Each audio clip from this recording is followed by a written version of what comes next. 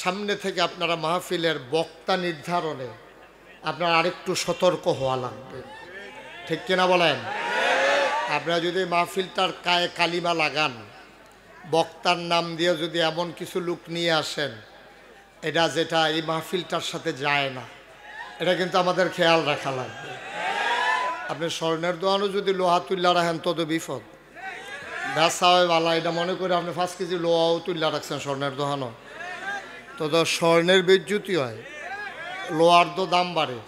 এটা চিন্তা রাখা লাগবে, যা মন চায় তা করা যাবে না, কারণ এটা অনেকের রক্তের উপরে, প্রাণের উপরে এই প্রতিষ্ঠানটা, এই মাহফিলটা দাঁড়িয়ে আছে। সুতরাং খুব চিন্তা করে কাজ করা লাগবে। আপনারা না বুঝলে পরামর্শ নেবেন, হক্কানি ওলামায়ে কেরাম, পীর মাশায়েখদের পরামর্শ নিয়ে বক্তা নির্ধারণ করবেন। নাইলে তো এই মাহফিলগুলোতে আমাদের আসা আমাদের জন্য কষ্টকর। আমরা তো এই মাহফিলগুলোতে আসবো না, কারণ আমাদের মাহফিলের কোনো অভাব নাই, এখানে আসতে হবে এমন কোনো বিষয় না। এক রাত্রে 200-250 মাহফিল আসে, রাখি মাত্র একটা। কিন্তু এটা খেয়াল রাখা লাগবে, মাহফিলগুলো এটা হেদায়েতের মারকাজ। এই মাহফিলগুলোর মাধ্যমে এই ভারতীয় উপমহাদেশের মানুষগুলো দিন শিখে। একদিক দিয়ে মাদ্রাসা, মসজিদের খুতবা, এই ওয়াজ মাহফিল, এইগুলোর মাধ্যমে মানুষ দিন চিনবে, দিন বুঝবে। সুতরাং খুব চিন্তা ভাবনা করে কাজ করতে হবে। আল্লাহ তাবারক ওয়া তাআলা যেন কবুল করে, সবাই পড়ি আমিন। বন্ধুগণ, যেহেতু আজকে প্রচণ্ড, কালকের চাইতে কম কুয়াশাচ্ছন্ন পৃথিবী, শীতের হিমেল হাওয়া, এর মাঝে মানুষের আসা বসা সত্যিই কষ্টকর। এজন্যে আমরা চেষ্টা করব কম সময়ের ভিতরে কিছু কথা বলার জন্যে।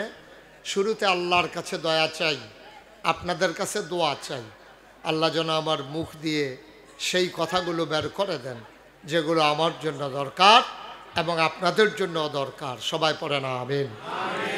বন্ধুগণ, আল্লাহর খাস মেহেরবানি খুব খেয়াল রাখতে হবে। আল্লাহ তাবারক ওয়া তাআলা আমাদেরকে এই দুনিয়াতে মানুষ করে বানিয়েছেন। বানানোর পরে তিনি আমাদের উপাধি দিয়েছেন আশরাফুল মাখলুকাত। কেন কথা বলা যাবে না বাবা? ছেলেরা, এই যে ছেলে, কথা বলা যাবে না, একটু সুযোগ করে দিতে হবে, একটু সুযোগ। একেবারে পিন পতন নিস্তব্ধতার মাঝে কথা হবে ইনশাআল্লাহ। খরগোশের মতো কান খাড়া করে, মাছের মতো নিষ্পলক নয়নে তাকিয়ে তাকিয়ে কথা শুনতে হবে। প্রতিটি কথা আমার জীবনের জন্য যেন কাজে লেগে যায়, আল্লাহ যেন কবুল করে, সবাই পড়ি আমিন। তো যেই কথাটুকুন বলছিলাম যে আল্লাহ আমাদেরকে মানুষ বানিয়েছেন। কি বানিয়েছেন? সবাই জুড়ে বলেন। মঞ্চে যারা আছে মহিউদ্দিন ভাই সহ তারা না কইলেও সারবো, কেন তারা যে বইয়া রয়েছে এটাই তো বেশি হিসাবে হোতাফান আর গা বয়াই রাখছেন আপনারা। আপনি আরও পিছনে এসে আমার দিকে ঘুরে বসেন, আরও জায়গা দেন, পেছনে যান সবাই, আরও সামনে সরেন, উনি আরও আপনি এদিকে আসেন, আইসা আমার দিকে তাকাইয়া বসেন। ওয়াজ হইল হ্যাঁ আপনি চাইয়া রয়েছেন, হ্যাঁ ঠিক আছে, সুযোগ করে দিলাম, এই যে ঘুরাইয়া বসাই দিলাম। আমিন কন, জুড়ে কন, আরো জুড়ে।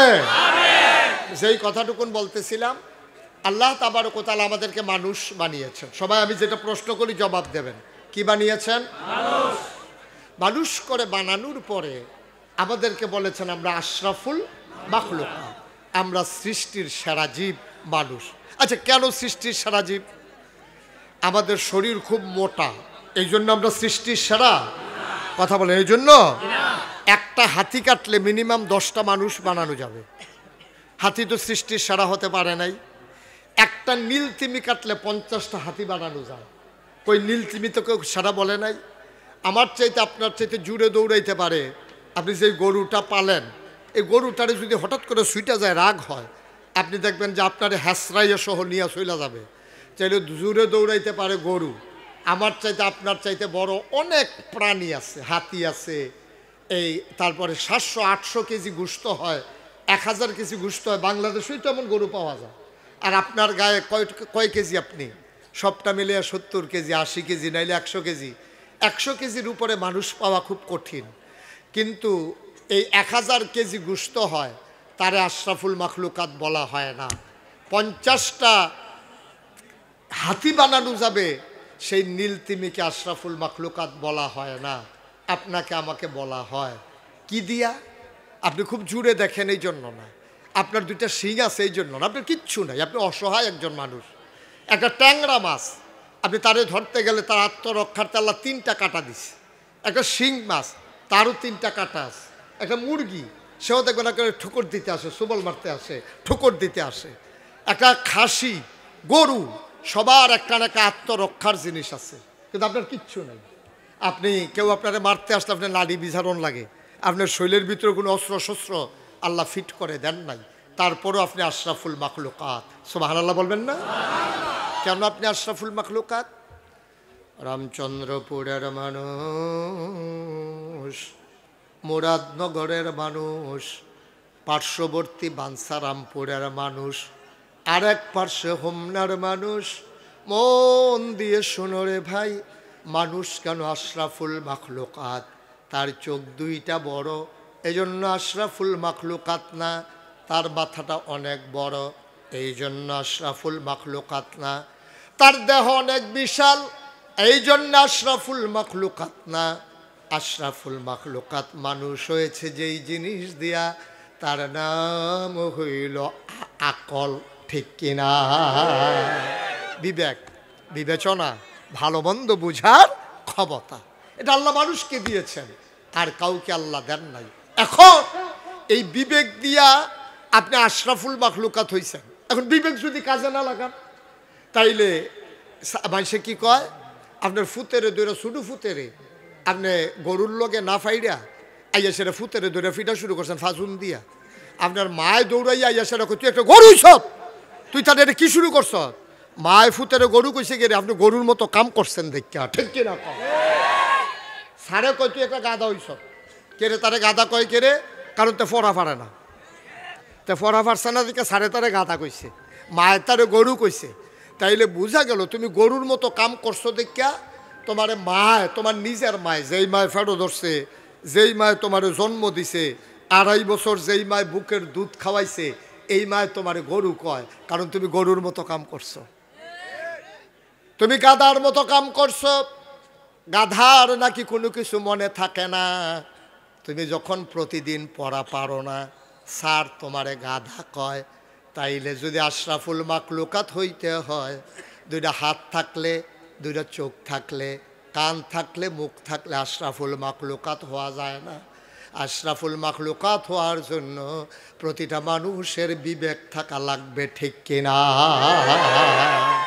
বিবেক কাজে লাগাইতে হবে।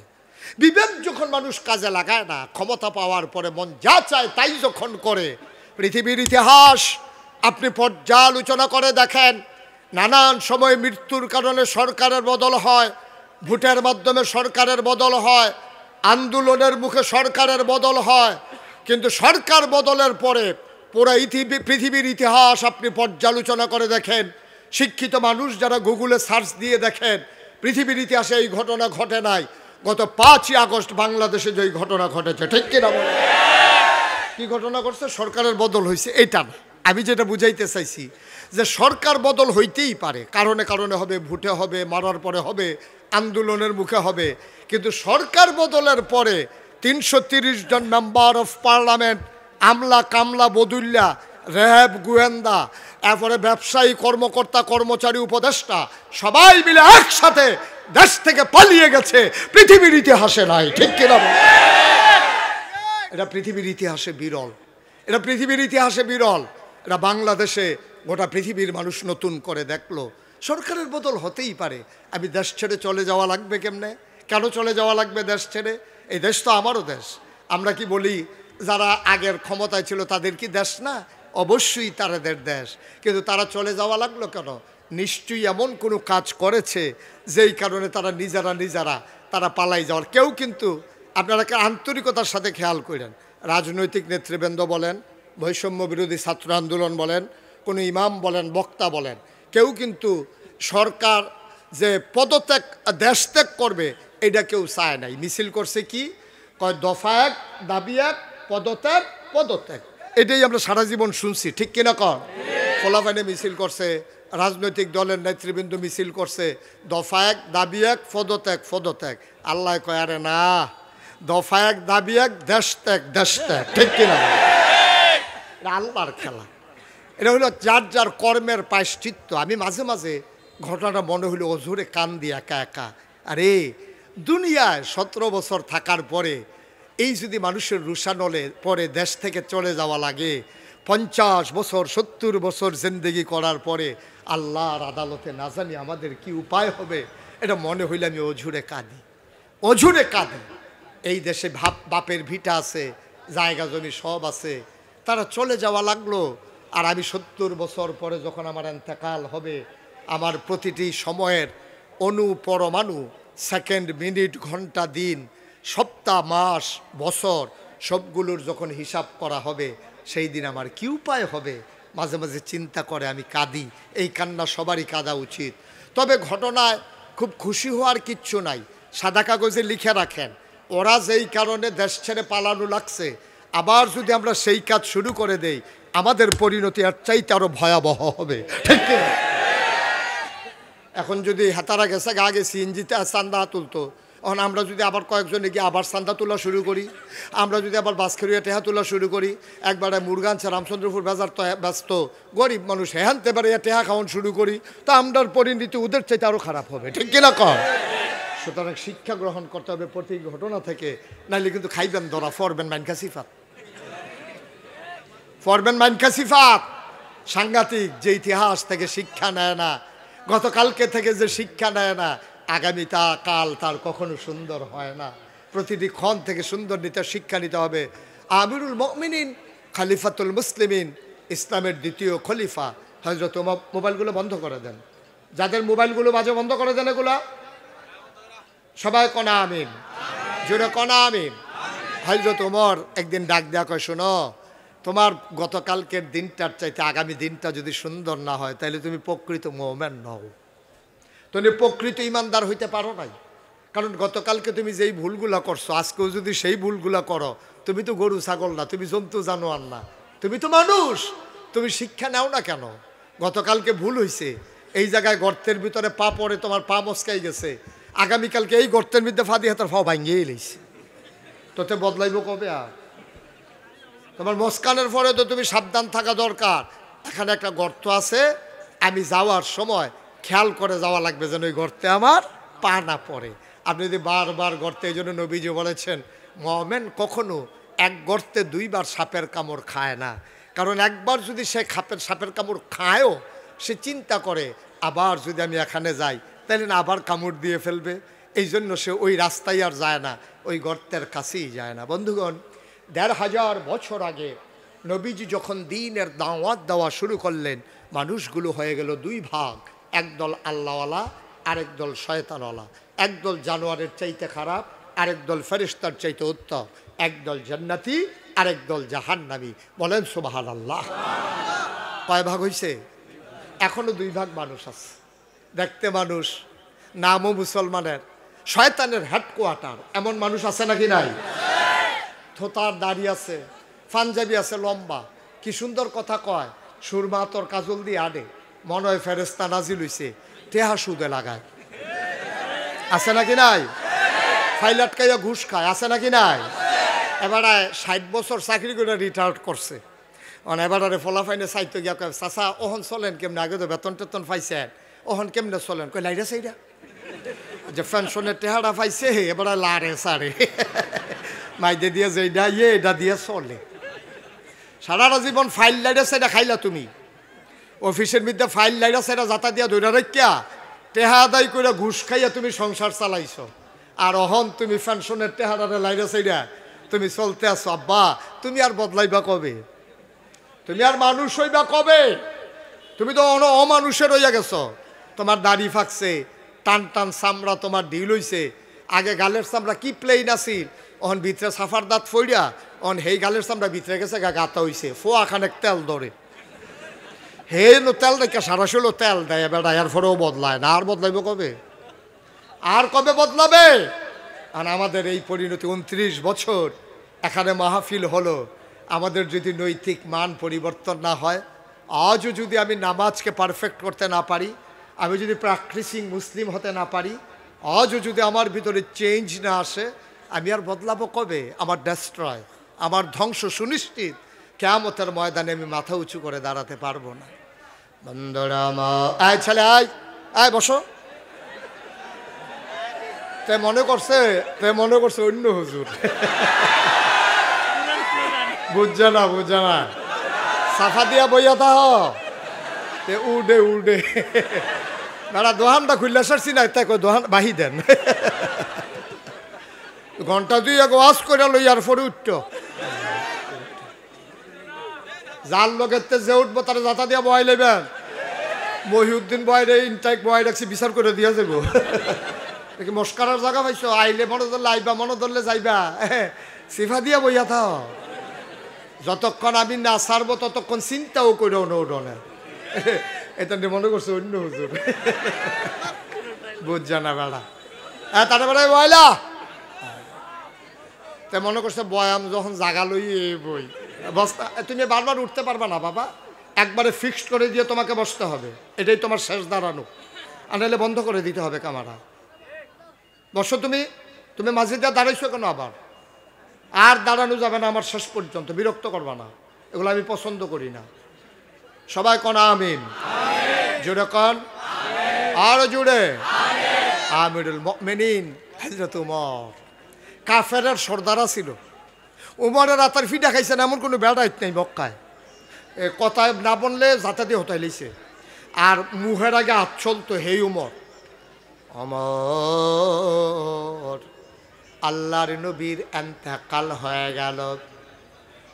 মুসলমান সবাই মিলে আবু বকর সিদ্দিক রাদিয়াল্লাহু তাআলা আনহু ওনাকে ইসলামের প্রথম খলিফা বানিয়ে দিলেন।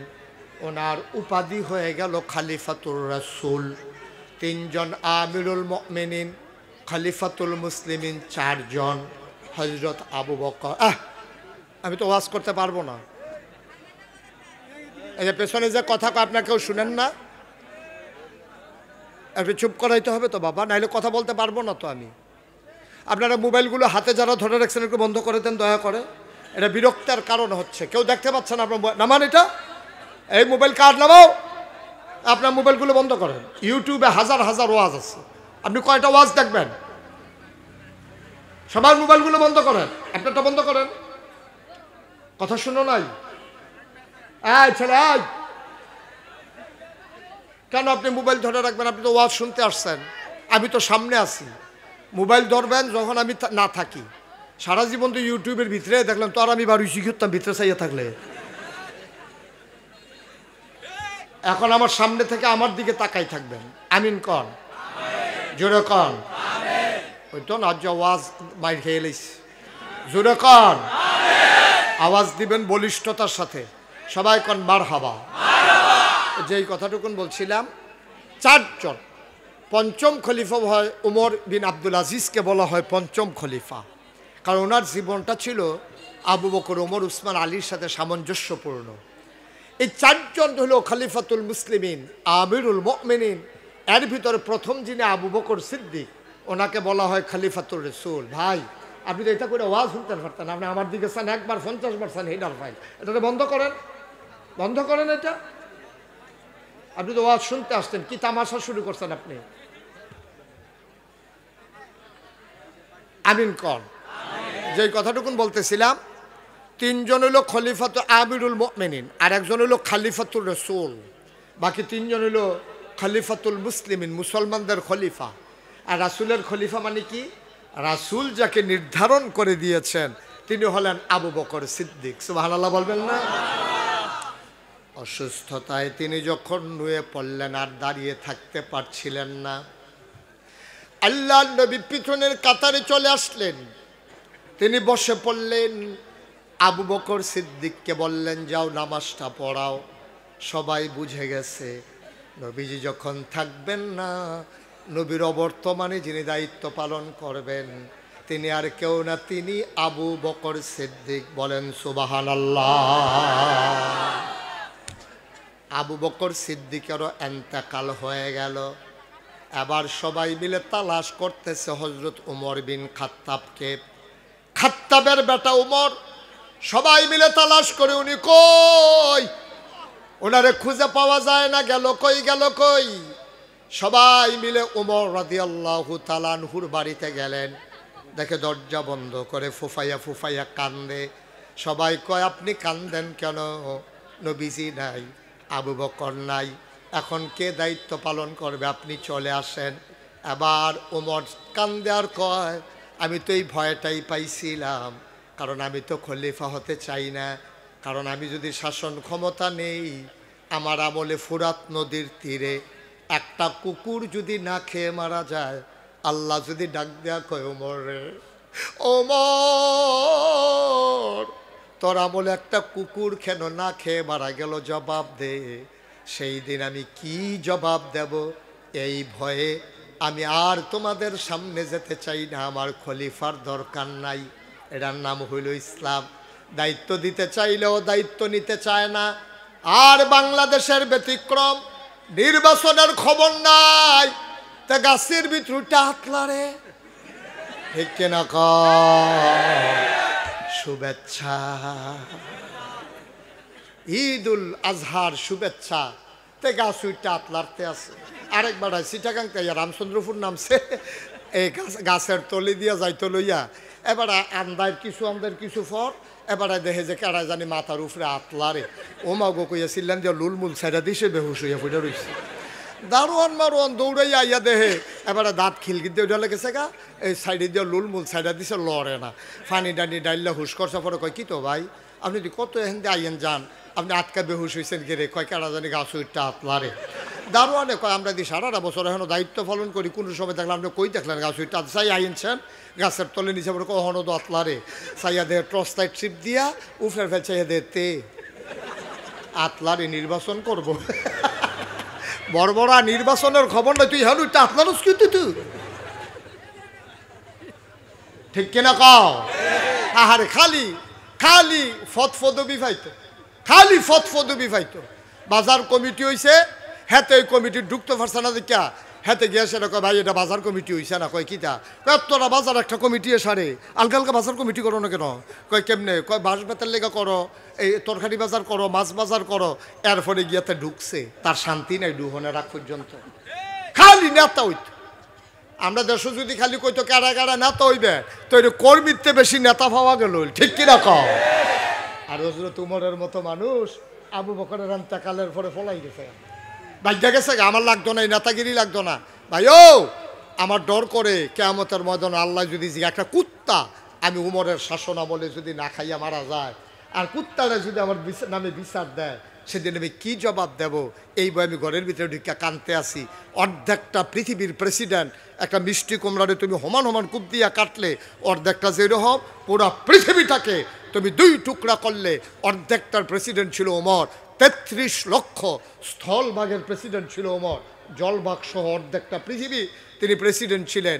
তিনি অর্ধ পৃথিবীর প্রেসিডেন্ট, তিনি আমিরুল মুমিনিন, তিনি খলিফাতুল মুসলিমিন, জান্নাতের সুসংবাদপ্রাপ্ত দ্বিতীয় মানুষ। নবীজি একদিন ডাক দেয়া বসে, ওমর রে, আনা খাতামুন নবিয়্যিন লা নবিয়্যা বাদি, আমি হলাম সর্বশেষ নবী, আমার পরে নবী নাই রে। ওমর, আমার পরে যদি নবীর দরজা খোলা থাকতো তাহলে তুই উমর নবী হইতি। সুবহানাল্লাহ বলবেন না? এই উমরের মতো মানুষে খলিফা বানাইলে মানুষে দৌড়া এলাকা আমরা বাগ্যা রয়েছে, আর আমরা তারা খালি উহি মারে। আমি আমি তে খালি কুতুর ফরে ফুটে উকি মারে বসা বই তো পারে না, কারণ লাভ আছে তো, লাভ আছে, খেলুই গেলে লাভ আছে। কারণ আমরা বাংলাদেশে দেখেছি স্বয়ং প্রধানমন্ত্রী অসংখ্য সোশ্যাল মিডিয়া, প্রিন্ট মিডিয়ার সামনে বলেছে ওনার পিয়ন নাকি 400 কোটি টাকার মালিক। তো এইরকম অন গেলে তো যদি টিন বাজারও টিন বাজবো কিন্তু আলমগীর টিন বাজানোর দরকার কি? তারপরে সেলিমে কুদ্দুসে সকলে দোকানদারি হালাই দিয়ে তো রাজনীতিকরণ দরকার। 400 কোটি আলমগীরে কয় বছরে টিন বেচে হাতে 400 কোটি টাকার মালিক হইব? কয় বছর হইব? অন যে এটার ভিতরে ফুজি ছাড়া ব্যবসা করন যা। আর বাংলাদেশের কিছু অসৎ মানুষ এটা একটা রাজনীতি বানাই নিছে, 400 কোটি টাকার মালিক হয়ে যায় একটা পিয়ন। সভ্য পৃথিবীতে সোশ্যাল মিডিয়ার সামনে এই কথাটা বাংলাদেশে থাকে নাই, গোটা পৃথিবীতে ছড়াই গেছে কথাটা, আমাদের মাথা হ্যাট হয়ে গেছে, আমরা লজ্জায় মাথা লুকালুর জায়গা নাই, ঠিক কিনা? একটা দেশের পিয়ন যদি 400 কোটি টাকার মালিক হয়, দেশটা তার রইছে কারা, রইছে কি? এই টেহারির কেরা, টেহারির মালিককে আপনি, আমি, আমাদের টাকা এগুলো, ঠিক কিনা কও? এগুলো বাংলাদেশের 18 কোটি মানুষের টাকা, সব খাইয়া দেয় তুরমার কইরালা, রাস্তার গমাইছে খেলায়, ব্রিজের ভিতরে ব্রিজ এসে এটাও খেয়ালায়, এরপরে যাই কুদুর করছে হেই ব্রিজের ভিতরে রডের বদলে বাঁশ দিয়ে বইয়া রইছে বড় বড়। হগিন্ডি মিডিল লিখে বিস্কুট আইছে, হেই বিস্কুট বারে আপনার তারা খাইয়া বইয়া থাকে, ঠিক কিনা কও? কারবার কি দাঁড়াইছে ভাই, চিন্তা করে দেখো। আমরা এলাকার একবার প্রাইমারি স্কুলে হেডমাস্টার আছে। আমরা গ্রামটা কিন্তু বড় গ্রাম, আমাদের ইউনিয়নের নাম 4 নং শশীদল ইউনিয়ন। এই শশীদল ইউনিয়নের ভিতরে সবচেয়ে বড় গ্রাম হইল আমরাটা। এই আমরা গ্রামের ভিতরে ভোটার বেশি, কিন্তু এবার তারা হগলে মিল্লা গ্রামের মুরব্বীরা, আমরা তখন শুডু লেখাপড়া করি, মুরব্বীরা মিল্লা হগলে বুদ্ধি করছে আবার যেমন আমরা গ্রামও চেয়ারম্যানই আনাম, যেবারে চেয়ারম্যান দাঁড় করে ভাবাটাকে হত্যা ঘুমায়। আর হগলে মিল্লা গ্রামও মিটিং করতেছে প্রাইমারি স্কুলের মাঠও, মিটিং টিটিং সিদ্ধান্ত করে হয়েছে যে এবারে যেহেতু প্রাইমারি স্কুলের হেডমাস্টার আছিল, এবারে শিক্ষিত মানুষ, এবারে চেয়ারম্যান হইলে ভালো হইব। সকলে রাইতের 12টার সময় মিটিং শেষ করিয়া হেবারের ব্যাগ দিয়ে হেবারের ঘুমে তার একটা বাইসা বুঝেন, কয় কী তা, আপনার চেয়ারম্যান হইবে? অসম্ভব, মাপ চাই, আমার চেয়ারম্যানই লাগতো না ভাই। আমি এত বড় বছর সংসারও টাইম দিতাম পারছি না, চাকরি বাকরি করছি, ওখানে আবাদত বন্দেগি করাম, আল্লাহ বিল্লাহ করাম, চিন্তা করছি একটা গাই ফালাম, গাইয়ের দুধ খায়াম, ঘাস টাস মারাম, রৌন লাগায়াম, ফেজ লাগায়াম, আমি এত মেহনত করতাম পারতাম না, আমার চেয়ারম্যানই লাগতো না ভাই। আমারে তোমরা মিল্লা জিল্লা আমারে মাফ করা, আমি গ্রামবাসীর কাছে মাফ চাই। সুবহানাল্লাহ কইতেন না? বানানো গল্প না, বানানো গল্প না, বাস্তব ঘটনা শুনে যাও। শেষ পর্যন্ত হগলে মিল্লা পাটারে চেয়ারম্যান বানাইছে, 5 বছর চেয়ারম্যানই করছে, আওয়ানের আগে দিয়া 2 কানি খেত বেচাইছে। বাস্তব ঘটনা, এখনো আমাদের দেশে আমাদের এলাকায় এটা দিয়ে উদাহরণ দেয়। এবার 5 বছর চেয়ারম্যানই করিয়া 2 কানি খেত বেচাইছে। আর আমরা তারা নির্বাচনের আগে বাতাসে লেগে গাছে ধরে রেখে রইতে হয়, শৈল কিচ্ছু নাই। ফাঁসকরণের লগে লগে তার গ্রামও বাড়ি হয়, শহরও বাড়ি হয়, ঢাকাতে বাড়ি হয়, সেকেন্ড হোম করে মালয়েশিয়া কানাডায় গিয়া, ঠিক কিনা? করতে আইয়ে টেহারি একজন চেয়ারম্যানে কয়টা বেতন পায়, একজন মেম্বার কয়টা বেতন পায়? হ্যাঁ, তার বিটার দিকে কুত্তা ঘুমায়, ঘর তুলনের জায়গা নাই। এরপরে হেতে গিয়া সেটা কয়দিন পরে গ্রামও বাড়ি হয়, শহরও বাড়ি হয়, ঢাকা বাড়ি হয়, সেকেন্ড হোম করে মালয়েশিয়া কানাডা গিয়া টেহারি টেহা কার এই টাকা। এখন এই মজা পাইয়া লাইছে, এর লেগে হগলে খালি আমিও আমিও তুই ফুটতাম দেখতে হবে ভাই। কদুর চিন্তা করেন, কদুর চিন্তা করেন, হাসির জিনিস না, একটু চিন্তা করেন। উমরের মতো মানুষ, উমরের মতো মানুষ দুনিয়ায় থাকতে জান্নাতের সুসংবাদ পাইছে, দাঁড়ায় দায়িত্ব নিতে চায় না, ঘর দরজা বন্ধ করে কান্দে। এরপরে শুনো না কারবার আরও আছে তো ঘটনা, এরপরে একটা টের পাইবা কি কারবার যাইতে আছে। আর একটা সেরা বেড়া ছুটে যাবো গজ্জা সিফা দিয়া বইও সকলে, সকলবেলা আইনা না একটা ফেস লাগাই দিয়ে যায়, গিয়া ভালো যা করে মার হাবা কয় না রে। আবার হগলে মিয়াল্লা নিয়া খলিফা বানাইছে। এবার আর শাসন আমলে বিদেশ থেকে কিছু কাপড় আইছে। কি হয়েছে না, কথা কয় না, সকলে কইতেন না। এবার কয় কিতা কাপড় তো কাপড়, আল্লাহ কয় না কি চাইছো, কথা কইতেন না। কি চাইছে কইতেন না, কি আইছে?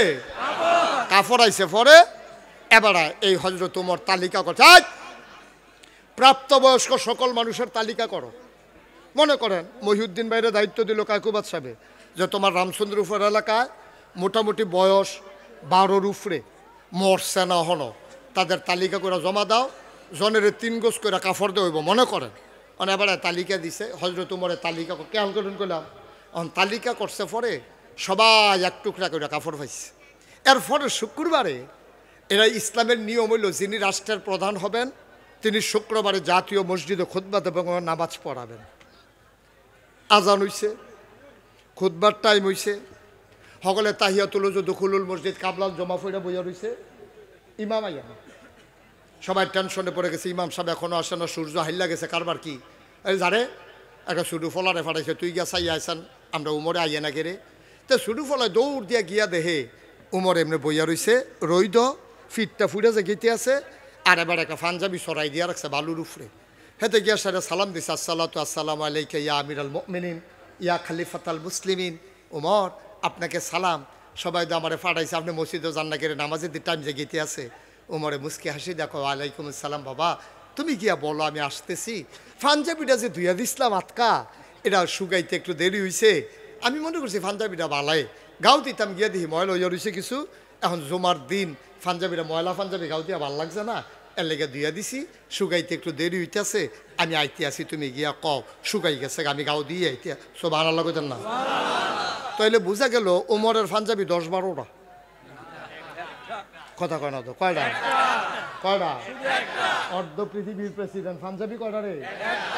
কি বুঝলা, কি বুঝলা? সলিমুদ্দি কলিমুদ্দি, তোমার পাঞ্জাবি ফিন্ডা শেষ করতে পারো না। তোমার জিয়ার জামাই বানাই দেয়, ফুতে বানাই দেয়, শালায় বানাই দেয়, হৌর বাইতে পাইছ। হুদা পাঞ্জাবি আর পাঞ্জাবি। অর্ধ পৃথিবীর প্রেসিডেন্ট উমরের পাঞ্জাবি কয়টা?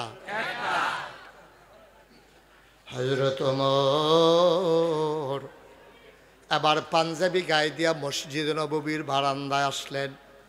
জোর একটা সালাম দিলেন, আসসালামু আলাইকুম। সবাই কয় ওয়ালাইকুম আসসালাম। দরজা ফাঁকা হয়ে গেল, দরজা থেকে মিম্বার পর্যন্ত একটা রাস্তা হয়ে গেল। ওমর মাথা নিচু করে হাঁটলেন, মেহের মিম্বারে গিয়ে উঠলেন। যে 3টা সিঁড়িতে বৈশা খুতবা দেয়, এটারে কয় মিম্বার। আর ইমামের যে বেশতি জায়গাটা, এটারে কয় মেহরাব। হযরত ওমর মিম্বারে উঠে আবার সালাম দিলেন, আসসালামু আলাইকুম ওয়া রাহমাতুল্লাহ। সবাই বলে ওয়ালাইকুম আসসালাম ওয়া রাহমাতুল্লাহ। ওমর এবার খুতবা দেওয়া শুরু করলেন। আউযু বিল্লাহি মিনাশ শাইতানির রাজিম, বিসমিল্লাহির রহমানির রহিম। এতটুকুন পড়েছেন, পেছন থেকে একটা যুবক দাঁড়িয়ে গেছে, খাপ থেকে তরবারি বের করে ওমরের দিকে উঁচু করে ধরছে। ধরে কই আমিরুল মুমিনিন। ও ওমর তাকায়া দেখেন আমার হাতেইটা কি?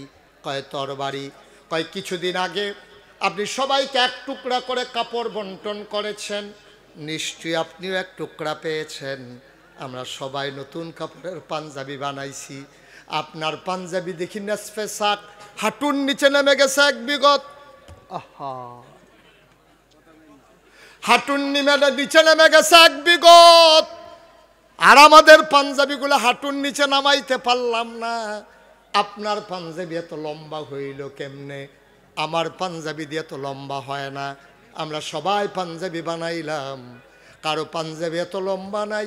আপনার পাঞ্জাবি এত লম্বা হইল কেমনে? ওমর মাথা নিচু করে আছেন, ওমর জবাব দেয় না। যুবক ডাক দেয়া কয়, ওমর পাঞ্জাবি লম্বা হইছে কেমনে? নিশ্চয়ই আপনি কাপড় চুরি করেছেন, নিশ্চয়ই আপনি ক্ষমতা দেখাইয়া কাপড় বেশি নিছেন, নাইলে পাঞ্জাবিটা তো লম্বা হওয়ার কথা না। আপনি আগে জবাব দেবেন পাঞ্জাবি লম্বা হইল কেমনে, তারপরে খুতবা দেবেন। জবাব দিতে না পারলে আমরা মদিনার মুসলমান কেউ আপনার খুতবা শুনব না। সুবহানাল্লাহ বলবেন না? বাবা এটা নামাও, কয়বার বলছি, বিরক্ত করো কেন? ছেলে,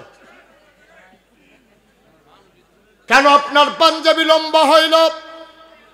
জবাব দেবেন, তারপরে খুতবা দেবেন। অর্ধ পৃথিবীর প্রেসিডেন্টের সামনে দাঁড়াইয়া যুবক তরবারি খুলে ফেলছে। এটা যেমন তেমন উমর না, যে উমর দেখলে শয়তান পর্যন্ত দৌড় দেয়, হুদা দৌড় দেয় না। শয়তানে যখন শুনছে দক্ষিণ বাজারও উমরে আইতে আছে, উত্তর বাজার দিয়া শয়তানে দৌড় দিয়া একেবারে আপনার বানসারামপুরের দিকে দিছে দৌড়। হুদা দৌড় দেয় না, দৌড় দেয় আর কয় আইয়ে রে। হে উমরের সামনে তরবারি খুললে সামনে খেলা মনে করছে, কিরম কলজা ফলার। ওমর কয় বাবা। চুপ মেরে গেলেন ওমর, কথা কয় না। যুবক কয় আগে জবাব দেবেন, তারপরে খুতবা দেবেন। ওমরের বড় ছেলে নাম হইল আব্দুল্লাহ ইবনে ওমর। তিনি দাঁড়াইয়া ডাক দিয়া কয়, ভাইয়ারা জবাব কি আব্বায় দেওয়া লাগবে না আমি দিলেও চলবে? আমাদের জবাবের দরকার, কে দিল এটা দেখার বিষয় না, জবাব পাইলে আমরা খুশি হয়ে যাব। আব্দুল্লাহ ইবনে ওমর কয়, আমার আব্বা কাপড় চুরি করে নাই, ক্ষমতা দেখাই আমার আব্বা কাপড়ও বেশি নেয় নাই। শুনো শুনো শুনো, কয়েকদিন আগের ঘটনা শুনো। আমার ছোট ভাই বোনগুলা ফিন্নি খাওয়ার জন্য আম্মার কাছে আবদার করছে। আম্মাই কয় তোর আব্বা এলে কমু, বাচ্চাটি কানতে কানতে আমার ছোটো ভাইয়েরা বোনেরা না খাইয়া ঘুমাই গেছে, ফিন্নি খাবেই খাবে। ওমর যখন ঘরে গেলেন, ওমরের বিবি ডাক দেয়া কয়, ও স্বামী আমার, বাচ্চাগুলা ফিন্নি খেতে চায়, আপনি একটু অনুমতি দিলে রাষ্ট্রীয় কোষাগার থেকে সামান্য একটু অনুদান বাড়াই দিলে সিন্নি রান্না করতে পারি। ওমর কয়, বাচ্চাগুলা কই? কয় ঘুমাই গেছে। কই উঠাও। বাচ্চাগুলাকে ডেকে উঠানো হলো। বাবা ঘরে আসছে, বাচ্চাগুলা আনন্দে অতিশয্যে চিৎকার করতেছে। ওমর কাছে ডাইকা সবাইকে লান ধরে দাঁড়ালেন। কয়, শুনলাম তোমরা নাকি ফিন্নি খেতে চাও। কয়, জি আব্বা, আমরা অনেক দিন হয় ফিন্নি খাই না। উমর চোখের পানি ছেড়ে দিয়ে কয়, অবশ্যই তোমরা ফিন্নি খাবা যেই দিন মদিনার প্রতিটি মানুষ ফিন্নি খাবে। সবাই যেই দিন ফিন্নি খাবে ওই দিন তোমরাও ফিন্নি খাবা, কোনো চিন্তার দরকার নাই। বাচ্চারা বুঝে ফেলছে এই কপালে বোধহয় আর ফিন্নি নাই, সবাইরে দেওয়াও যাবে না, আমরাও খাইতে পারবো না। আব্দুল্লাহ ইবনে ওমর কয়, ভাই, আমার ছোট ভাই বোনেরগুলা ফিন্নির জন্য কাঁদছে, আব্বা দেয় নাই। আমার আব্বা চুন্না ডাকাত না, আমার আব্বা ক্ষমতা দেখাইয়া কাপড় বেশি নেয় নাই। আবার লোকজন বলতেছে তো কথার দরকার নাই, পাঞ্জাবি লম্বা হইছে কেমনে আগে বলো, তারপরে আমরা কথা শুনবো, অন্য কথা শুনে লাভ নাই। এবার আব্দুল্লাহ ইবনে ওমর কান্দে, ডাক দেয়া কয়, ভাইয়েরা, আব্বা যেমন এক টুকরা কাপড় পেয়েছে, আমিও দুই দেশের সাবালক মানুষ হিসেবে এক টুকরা কাপড় পেয়েছি। বাব্বাটা কাপড় নিয়ে যখন বাড়িতে গেলাম, আমি গিয়ে দেখলাম আমার আগের পাঞ্জাবিটা এখনো অনেক ভালো, এখনো ছিঁড়ে যায় নাই, পুরানো হয় নাই। আমি আব্বাকে বললাম, আব্বা, ও আব্বা, এই বছর নমুনা খারাপ, প্রথমেই যেমনি শৈত্যপ্রবাহ শুরু হইতেছে, দেশে বোধহয় আরও কড়া শীত পড়বে, আপনি একটা লম্বা করে আব্বা পাঞ্জাবি বানান, আমার টুকরা কাপড়টাও আপনারে দিয়ে দিলাম, আপনি দুইটা কাপড় জোড়া লাগাইয়া একটা লম্বা পাঞ্জাবি বানান। ভাইয়েরা, ও মদিনার মুসলমানেরা, আমার আব্বা কাপড় চুরি করে নাই, আমার আব্বা ক্ষমতা দেখাইয়া কাপড় নেয় নাই, আমার টুকরা কাপড় আব্বারে দেওয়ার কারণে দুই টুকরা কাপড় জোড়া লাগাইয়া আব্বায় পাঞ্জাবি বানাইছে, এই জন্য পাঞ্জাবি লম্বা হইছে, নাইলে লম্বা হওয়ার কোনো সুযোগ ছিল না। সবাই কয় আলহামদুলিল্লাহ, আমরা জবাব পেয়ে গেছি। ওমর, আপনি খুতবা পড়েন। ওমর কয়, সম্ভব, আমি তো খুতবা পড়ব না, আমারও কথা আছে, আমারও কথা আছে। যেই যুবকটা আমারে প্রশ্ন করছিল সে কই, যুবক হাত উঠাইয়া কয়, লাব্বাইক ইয়া আমিরাল মুমিনিন, এই যে আমি। কয়, তুমি সামনে আসো। সবাই ভয় পেয়ে গেছে, মনে করেছে উমর বোধহয় রাগান্বিত মাইন্ড করেছে, নিশ্চয়ই যুবককে শাস্তি দেবে। সবাই রাস্তা খুলে দিলেন, পিনপতন, নিস্তব্ধতা, কোনো শব্দ নাই, আওয়াজ নাই। হযরত উমর তাকিয়ে দেখলেন যুবকটা আসতেছে, তিনি আস্তে করে মিম্বার থেকে নামলেন, কাছাকাছি আসার পরে হাত দুইটা বাড়াই দিলেন, যুবক লাগ দিয়ে উমরের বুকের ভিতরে পড়ে গেলেন, শক্ত করে উমরকে ধরেছে, উমর যুবককে ধরেছে, যুবকও কান্দে, উমরও কান্দে। এবার উমর ছেড়ে দিয়ে কয়, পৃথিবীর মানুষ সাক্ষী থাকো, যতদিন পর্যন্ত এই অন্যায়কে প্রতিবাদ করার মতো মুসলমান থাকবে, ততদিন পর্যন্ত ইসলামের দিকে চোখ তুলে তাকানোর কারো সাহস হবে না, ঠিক কিনা? আজকে সাদাকে সাদা বলার মতো মানুষের বড় অভাব, কালোকে কালো বলার মতো মানুষের বড় অভাব, পানিকে পানি বলার মতো মানুষের বড় অভাব, তৈলকে তৈল বলার মতো মানুষের বড় অভাব, ন্যায়কে ন্যায় বলা, অন্যায়কে অন্যায় বলা। যতদিন পর্যন্ত বাংলার 18 কোটি মানুষ কালোকে কালো বলতে পারবে না, সাদাকে সাদা বলতে পারবে না, ন্যায়কে ন্যায় বলতে পারবে না, অন্যায়কে অন্যায় বলতে পারবে না, খোদার কসম এই বাংলাদেশে শান্তি আসতে পারে না, ঠিক কিনা বল? কি হবে ওয়াজ দিয়া কোন? কি হবে ওয়াজ দিয়া? আমরা যে ওয়াজ করি, আমার ওয়াজের বয়স তো 33 বছর হয়েছে। কয়দিন আগে না মনে হয় মালিক মেম্বর দুলাল মিয়া তারা বইয়া থেকে যে আমার ওয়াজ করাইছে, আমার মনে হয় এখনো চোখে বাসে, কয়দিন আগের কথা। কিন্তু দেখতে দেখতে 33 বছর হয়ে গেছে, ওয়াজ দইতে আছে। এই মাহফিলের বয়স হচ্ছে 29 বছর। ওয়াজ কি আর হাতে যায়? ওয়াজ শেষ হইলে এখনো বইয়ে বইয়া কান্দে, নাগাইশের হুজুরে যে কথাটি কইল রে, আরে কলজাত গিয়া লাগে রে, বাড়ি গিয়া সেরা কয় হুজুররা কত কথাই কইব, সব হুন্ডা ফারা যাইতো না, বিড়িটা দে। বিড়ি ডালো বিড়ি ডালো। এবারে বিড়ি টানতে আছে আর দমার লোকে ওয়াজ উঠতে আছে, ওয়াজ উইটা দমার লোকে গিয়ে বিশ্বাস জাগিয়ে আছে। ওয়াজ দেখানো হাফ প্যান্ট। ওয়াজ তো আমরা গ্রহণ করি না, ওয়াজ শুনি কিন্তু কাজে লাগাই না, ঠিক কিনা কও? আমার কথাটি অক্ষর অক্ষরে মিলাই দেখেন, অক্ষর অক্ষরে মিলাই দেখেন। আব্বা আপনি থাকবেন না তো দুনিয়ায়, কি রঙের ঘোড়া দৌড়াইতে আছে? আমি থাকবো, মহিউদ্দিন ভাই থাকবে, কি হবে ফোলার মালা দিয়া? তোমরা সবাই মিললে ওনার জন্য বড় একটা ফুলের মালাই না গোলার দিলা, উনি মরার পরে গিয়া যদি দেখে কবরে জোতার মালা, এই ফুলের মালার কি দাম? সবাই মিললে ওনারে টিটকারি মেরা মস্কারা কইরা তোমরা সমাজ থেকে বের করে দিয়েছ, উনি কবরে গিয়া যদি দেখে ফুলের মালা, তাহলে কপাল খুলে গেছে, ঠিক কিনা? এই বাংলাদেশে ক্ষমতায় যাইতে পারলে মানুষ রাস্তার মুড়ে বাচ্চাগুলারে দাঁড় করাই দেয়।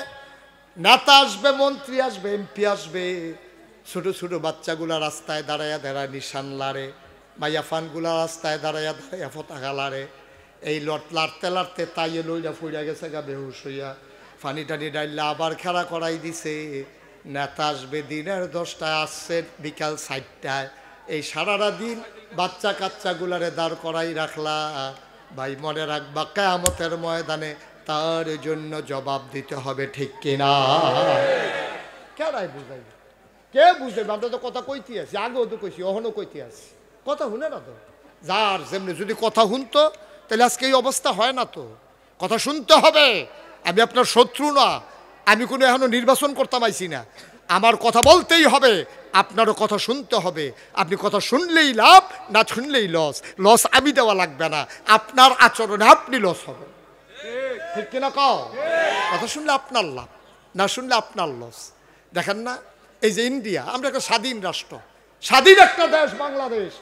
এই বাংলাদেশের তারা কদিন পরে পরে ডর দেখায়, কই ফেস দিতাম না, মানে ফলাফলের খেলার মতো আর কি, খেলবি নি আর এইরকম আর কি। ফেস দিত না, রৌন দিত না, আমরা রেবিলে গরু দিত না। তা আমরা ফলাফেনে গরু যখন দিত না, তো আমরা কি আর কুরবানি না দিয়ে থাকাম? তখন এই শিক্ষিত ফলাফেনে ফার্ম খোলা শুরু করছে। ফার্ম খুললে আল্লাহর খাস মেরানো এত অজ্ঞান অজ্ঞাইছে। জরিপে দেখা যায়, সমীক্ষায় দেখা যায় যে গরু কুরবানি দেওয়ার পরেও, আগে আমরা মনে করছি ইন্ডিয়ার গরু নাইলে বুঝে কুরবানি হাফ প্যান্ট, এখন গরু কুরবানি দিয়েও বাংলাদেশ আরও গরু উফুরে, ঠিক কিনা? আমি তার লেগে সব মাহফিলও গেলে কই আপনার এই বুড়া মানুষটি যে, আচ্ছা এবারে মনে করেন যে দূর বুড়া, এবারে আধা ঘন্টা খ্যাত কাম করলে এবারে শরীরে কি খারাপ হইবে না? আরো মালা থাকবো? আপনার তো মালা থাকতো না। আপনি যদি সকাল বিকালবেলা আপনি কুদরা এই আসরের ফটটাত আপনি দুপুরে খাইয়ে হুচ্ছেন, হুতেন না, বয়স হয়েছে, অনুতনের টাইম হয়েছে, আসরের ফলের থেকে মাগরিব পর্যন্ত কয়টা এই রাস্তার কান্দার মধ্যে যদি টমেটো গাছ লাগাই রাখেন, বাংলাদেশের জমিন আল্লাহ এত নেয়ামত দিছে, গুতা দিয়া লাগাইলে হইয়া বইয়া থাহে। আর আমি সৌদি আরবে দেখছি একটা গাছের গোড়াত ওই 2 মাইল 3 মাইল দূরেতে ট্যাপ দিয়া পাইপ দিয়া পানি এন না, একটা গাছের লেগে একটা ট্যাপ ফিট করছে, হাজার হাজার টাকা খরচ করিয়া একটা গাছ টিকানো লাগে। আমরা লাউয়ের দানাটা লাগাই দিলে কালকে গিয়ে দেখে দিক মেল রয়েছে, আর যে গুতা দিয়া লাগাই দিলে বেড়া। পৃথিবীর কোন দেশে এই কারবার নাই যে গাছের ডাইল লাগাইলে গাছ হইয়া থাকে। আমরা তো সেই কারবার আছে, ঠিক কিনা কম? এই দেশটার মধ্যে করতে সমস্যাটা কি? তা এবারের মতো মানুষে কয়টা ফেস লাগাইলে সমস্যা কি, কয়টা রৌন লাগাইলে সমস্যা কি? ফেস লাগাইবো, শরীর তলে হালাই রাখবো, রৌন উঠলে এটিতে চুলের বেনির মতো বানাইয়া তরকের লগে লটকাই রাখবো, বেরিয়েতে রৌনের কাম লাগলে হেনতে পারবো। যেই গাতাটা এখন মারিয়ে বইরে রয়েছে, এই গাতাটা কূপ দিয়ে 2টা লেবার লইয়া কাটটা সাইডগুল দিয়ে ফার বানাইয়া তেলাফিয়া হালাই রাখ, বইতে থাকে। এটি তো আর হালানো লাগে না, একবার হালাইলে সারা বছর হয়। এটি পরিকল্পনা একটু কম বুঝে এটি, ঠিক কিনা কম? তেলাফিয়া হালাই রাখলে হয়। তাহলে 2টা তেলাফিয়া দইরা শহীদ তলে 2টা ফেস দিয়া, কাঁচামরিচ ফাইরা দিয়া, কাছে ধনিয়া পাতা সিটা দিয়া, আহারে খানা রে একটা হরুরি ডাক দিয়ে তাহলে কথা খানায়, ঠিক কিনা কও? তো আপনি মন মতো খান না। আপনি ফেজের লেগে ইন্ডিয়ার ফেল চাই এত গিয়েতেন, আপনার যখন শহীদ তলে ফেস থাকবো। আমি কইছিলাম 5 বছর আগে যে ইন্ডিয়ার তারা কারা তাদের বেড়ার কাছে আইয়া ডাক দিব, দুলা ভাই দুগলা ফেস নিয়েন। আমরা কইলাম বল নিহি খায়েঙ্গে শহীদ তলে, ঠিক কিনা কও? আমদার খাচ্ছতে মানুষের ডর দেখায়, আমদার খাচ্ছতে সব সাইডে দিছে বেড়াই, খালি বইয়ে বইয়ে চা স্টল আড্ডা মারবো। ফুট বিদেশ ফাড়াই রাখছে 3-4টা, হেতাল টেহা ফাড়ায়, এবারে বইয়ে বইয়ে আড্ডা মারে, চা খায়, বন খায়, বইয়ে বইয়ে কার গরু কী তো হয়েছে এইটা আলাপ করে মাথায় নিলে আপনি কিন্তু কাম করেন। আপনি প্রাইমারি স্কুলের মাস্টার, সমস্যা কি 10টা না ক্লাস?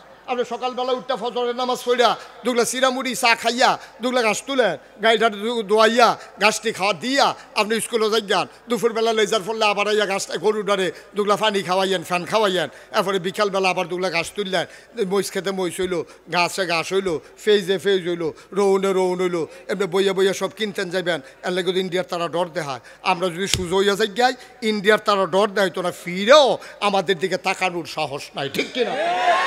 আমরা দেশটা শুরু হইতাম পারি, আমরা মানুষ কম হইতাম পারি। এটি কলজাওয়ালা বেড়ায়, দেখছো না? পৃথিবীর ইতিহাসে এই ঘটনা নাই যে বন্দুক তাক করে রাখছে পুলিশে আর হাতে সিনা টান টান করে খেলে দিছে আমার আবু সাইদ, ঠিক কিনা কও? তুমি একটা ঘটনা দেখাও আমারে। জীবনের মায়া সকলের আছে। এই কলজাওয়ালা ফলাফাইন বাংলাদেশে হয়, এটি অন্য দেশে এই ফলাফাইন হয় না। এটি টান টান করে খেলে দিয়েছে, পুলিশে গুলি করতে আছে, তা আবার টান দিয়ে খেলিছে। এটি কিতাই যাতে মানুষ না ফেরিস্তা বেড়া, সুবহানাল্লাহ কয় না? তো এই মানুষ তো বাংলাদেশে ফয়দা হয়। তো তোমরা এত অলস হইছো গিরে, তোমরা এত অলস হইলে কেমন হইব? কয় মহিষের চারা লাগাও। একটা ঘরও কয় কেজি মহিষ লাগে সারা বছরে? কয়টা রৌন লাগাও, রৌন দিলে থাকবা হওয়ারও, ফেস দিলে বছর তোলে, গুড়ি আলু করো, কয়টা টালা দিয়ে ভর্তা বানাই দিলে কি হো মদিন ভাই? সুইডালা একটা অরহর জাগ দিয়ে থাকে না খানাটা, কি কো? তাইলে আমরা এরপরে মানুষের ডর দেখাইব কেমনে? আমি যখন কেউ বাইক যাইম তখন এনে দিতাম না কেউ ডর দেখাইব। আর আমি যদি স্বয়ং সম্পূর্ণ হয়ে যাই তাহলে কোনো দেশ চোখ তুলে তাকানোর সাহস নাই, ঠিক কিনা কও? আমরা কেউ খাই না পড়ি, আমরা তো আনিও টেহা দিয়ে আনি। ডাকবা যদি ওই যে কইসান দুলাভাই ডাকবা, আরো কত ধান ডাকবো। দেখবা আনারস এমন একটা জিনিস, এটা কোনো ফাইকা গেলে রাখা দেওয়া যেত না, এটা খাওয়ানো লাগবো। কাঁঠাল এমন একটা জিনিস, এটা ফাইকা গেলে তুমি খাইতে হইব। ইন্ডিয়া কাঁঠাল হয় বেশি, মানুষ কম। এই পাহাড়ি এলাকার মধ্যে কাঁঠাল আর আনারস হয়। তো তারা যদি আমরা বাংলাদেশে দিতাম না, আমরা কি মাগনা নিবেলা? আমরা ভিক্ষা করে নিলে তোরা তো টেহা দিয়া নিন আমরা। তোরা যে আগে টেহাটা নেশার ফোনে না মালটা দেশ, ঠিক কিনা কম? তো তোরা যখন দিতি না, আমরা আনলাম না। নিজেরা কাম লাগলে কম খাইয়া থাম, সুইটা সাইটটা লইয়া কোনো মতে চললাম। আমরা যদি আর না নি, তোমরা কাডল গন্ধ ছড়াইব, তোমরা আনারসে তোমরা আব্বাটা খাইব, দেখবো তোমরা, ঠিক কিনা কও? আমরা আনি দেখে না তোমার জিনিসের দাম, আমরা আনি দেখে না জিনিসের দাম। কাস্টমার আছে দেখে না রামচন্দ্রপুর বাজার ও দোকানদারের দাম। কাস্টমার না থাকলে রামচন্দ্রপুরের বাজারের কি দাম, ঠিক কি রকম? সুতরাং আমরা আনি দেখে তোমরা ইন্ডিয়ার তারা টাঙ্গ উঠছ। তোমরা রে সোজাকরণ লাগে কেমনে? খালি মানুষটির কথা শোনাইতাম পারি না রে। আর নইলে দেখলি কারবারটা কি গড়াই দেয়, ঠিক কি রকম? আজকে অন্তত আমরা একটা নিয়ত করি, যে কালকে সকালবেলা উঠটা আপনি 2টা টমেটোর চারা হইলেও লাগাইয়েন। ওখানে কাম লাগলে ফইডাল লগে দিয়া লাগাইয়েন, ওখানে ফইডাল লগে। আমার আম্মারা যারা শুনতেছেন মাইকের আওয়াজ, আপনার আম্মা আগের মতো গো এই ঘোড়ার কান্দাটার মধ্যে 2টা সইয়ের দানা লাগাইয়েন আর 2টা লাউয়ের দানা লাগাইয়েন। আব্বাই নেট কিনা দিব, উড়ানের ভিতরে বাসা দিয়া রাখবেন। লাউয়ে সই একটা সারা বেড়া ছুটতে যাবো গা। আম্মা নিজের গাছের লাউ নিজে খাইবেন, নিজের ডগা রাখেন দাঁড়িয়ে খাইবেন, সইরেন দা খাইবেন, খাসির দানা বানাইয়া খাইবেন, হুক না সইয়ের দানা কাম লাগলে টাইলিয়া এরপরে মসমিচ্ছ করে খাইবেন ম্যাগাইলে। যেমনে মনে ধরে এমনি খান, তারপরে আম্মা করেন। আমরা দেওয়ান লাগতো না গো আম্মা, আপনি ট্যাব নিয়ে খাইয়েন, কেউ দিয়েন না। আব্বা আমি অনুরোধ করি এই মাহফিলে যারা মুরব্বীরা আছেন, আগামীকালকে সকালবেলা 2টা লম্বা বেগুনের গাছ লাগান। আপনার ঘরে 2-3 জন মানুষে না 4টা বেগুন গাছ লাগাইলে আপনি ডেলি না 3-4 দিন পরে বেগুন ফেরা খাইতে পারবেন। 2টা লাউয়ের গাছ লাগান, 2টা ফেজ গাছ লাগান, ফেজের সারা পাওয়া যায়, 2টা নিয়ে ফেজ লাগান, কটা রৌন লাগান, এরপরে কটা মরিচ গাছ লাগান। দেখবেন যে মরিচ, রসুন আর পেঁয়াজ এই 3টা যদি গড় থাকে, আর গাতার যদি তেলাপিয়া মাছ থাকে, আর খোরাকিটা যদি কিনন না লাগে, তা আপনার তো বেড়া গাড়া, আপনার তো ডাট বেড়াটা কেড়াই বাংলাদেশ চিনি নামটা বেড়াইত্রি। আপনার তো ডাট বেড়া কেনা, আপনি স্বাবলম্বী একটা মানুষ। সুতরাং আমার অনুরোধ, এই কাজটা আমরা করামনি রে, সবাই কনা আমিন। এখন যেই উমরে নিজের পাঞ্জাবির হিসাব দেওয়ান লাগে, আরেক বেটার পাঞ্জাবির হিসাব লইতে এবার কোনো কষ্ট আছে? কথা না, কষ্ট আছে? আমি নিজে যদি অন্যায় না করি, তা আমার চোখের সামনে তুমি অন্যায় করবা কেমনে? তোমার আমি সাইডে দিয়ে রাহা।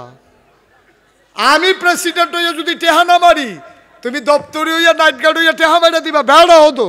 যে স্কুলের হেডমাস্টার সব, এই স্কুলের প্রতিটি কর্মচারী সৎ, ঠিক কি রকম? এখন উমরে কিরকম সৎ, কষ্ট হইতেছে, সাইডা দেওয়ান দরকার। আর কয়েক মিনিট বসো, সাইডা দিতে আসছি। আমিন কম, জোরে কম, আরো জোরে। ও মুসলমান, মন দিয়ে শোনো রে ভাই, এখন উমরের কথা সারা পৃথিবীতে ছড়াই গেছে, কোনো কাছে আর গোপন নাই, সবাই জেনে ফেলছে এই ঘরটার ভিতরে শুধু সুখ আর সুখ, এই দেশটার ভিতরে শুধু শান্তি আর শান্তি। এক বেড়ি কাফেরের দেশও খানা নাই।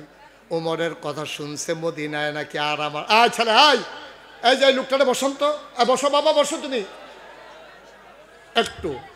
এটা আপনার দেশের বদ অভ্যাস। মসজিদে দেখবেন একবারে কাশ দিলে কাশ উঠে না, এরপরে দেখবেন সকলে একটা হরুড়ি কাশ দেওয়া শুরু করে। এই মাহফিলের খাদ্য তো এরকম একজনে যদি উঠতে পারে দেখবেন বাহি তারা উঠা শুরু করে, ঠিক কিনা কর? প্রথমটারে উঠতে দিলে পরেরটাতে উঠবই, তেতে উঠলে আমার দুষ্কি, এই কথা কই এবারে উঠতে লাগব। দয়া করে একটা লোক উঠেন না, শেষ পর্যন্ত বসেন। এখন মদিনায় যখন এই শান্তি আর সুখ, কুত্তায় না খাইয়া থাকে না, বাঘে বসে এক গাঢ় পানি খায়, বুড়া বেরিয়েতে নাকে ফুল, কানে দুল, গলাত মালা, আতবালা, স্বর্ণ মুদ্রালয় কোনায় 4টা জায়গায় ফিরা চাউন না নাই। এই দেশটার খবরটার মদিনায় সীমাবদ্ধ রয়েছে না, কথাটা গেছে গা বাইরে গেছে। পরে এক বেডির জামাই নাই, 2 বাচ্চা লইয়া এবিডিয়া মদিনা ঢুকছে। হযরত ওমর তিনি মাঝরাতে হাঁটে আর ঘুরে, ঘুরতে ঘুরতে চলে গেলেন বর্ডার বেল্টে, সীমান্ত এলাকায়। তিনি ওখানে গিয়ে দেখলেন দূরে কোথায় যেন একটা 2টা বাচ্চার কান্নার আওয়াজ শোনা যায়। কেউ জাগনা নাই, পাখিগুলো আপন নিরে ঘুমিয়ে পড়েছে, গরুগুলো গোয়াল ঘরে ঘুমায়, প্রিয়তম স্বামী প্রিয়তমা স্ত্রীকে নিয়ে ঘুমায়, ছোট্ট শিশু মায়ের বুকে মুখ রেখে ঘুমায়, কেউ জাগনা নাই।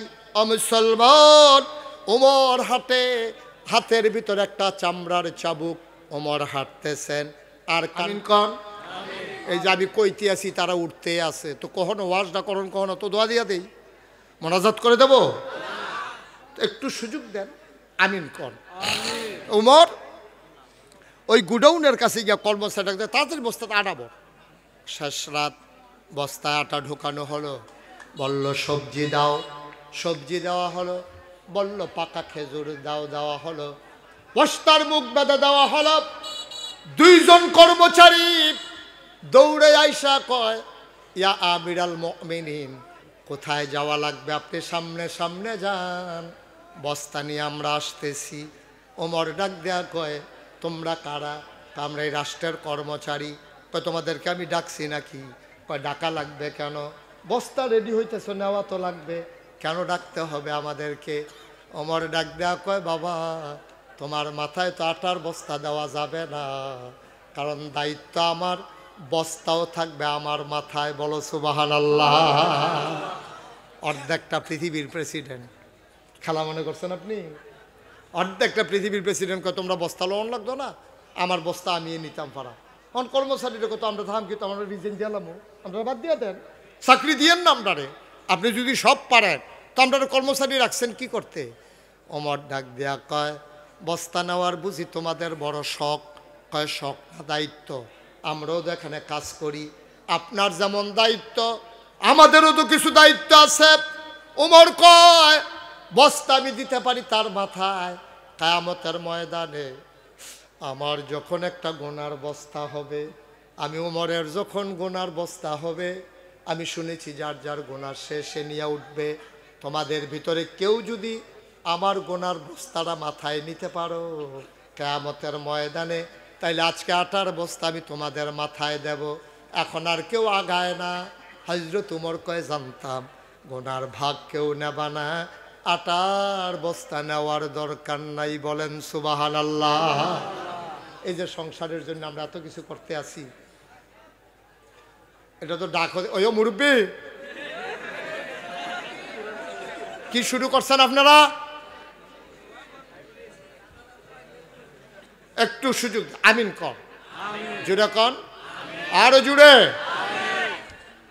আপনি যে এত করতেছেন এই সংসারটার লাগিয়া, আজকে বাড়িতে গিয়ে আজকে এখন তো সবাই বাড়িতে যাবেন, বাড়িতে গিয়ে নিজের বউরে কইবেন, নাগাইশের ফিরসা বুজুরে কইছে তোমার জিগাইতাম, আমি তো নানানভাবে কষ্ট করে টেহা কামাই করি, সবজি তো আর হালাল কামাই করতাম পারি না, কিছু হারামও তো হইয়া গা, তুমি বাঘ নিবানি। এবিডি কইব আমি বাঘ নেম গীতা, আপনি যখন বিয়া করছেন তখন তো সেই কথা লিখকে বিয়া করছেন, ভরণ পোষণ সব কিছুর যাই জিম্মা আপনার, আপনি কি হালালতে দিবেন না হারামতে দিবেন এটা আপনার ব্যাপার। আমি আপনার গোনার বাঘ নেম গীতা, আমার যে গোন ইয়ে রয়েছে হেই দিয়ে আমি বাঘ দিয়ে লইয়ে উঠতাম ফারামনি, আমি তো হেই চিন্তায় আছি।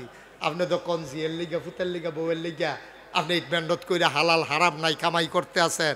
আব্বা আপনার গোনার ভাগ আপনার মেয়েও নেবে না, আপনার ছেলেও নেবে না, আপনার স্ত্রীও নেবে না, ঠিক কিনা কম? কার লাগিয়ে মেহনত করতে আসছে? নিজে খাইতে কয়টা লাগে? কোনো মতে কয় হুজুর এইটা একটা লাইন গাট না করে দিয়া যায় কেমনে?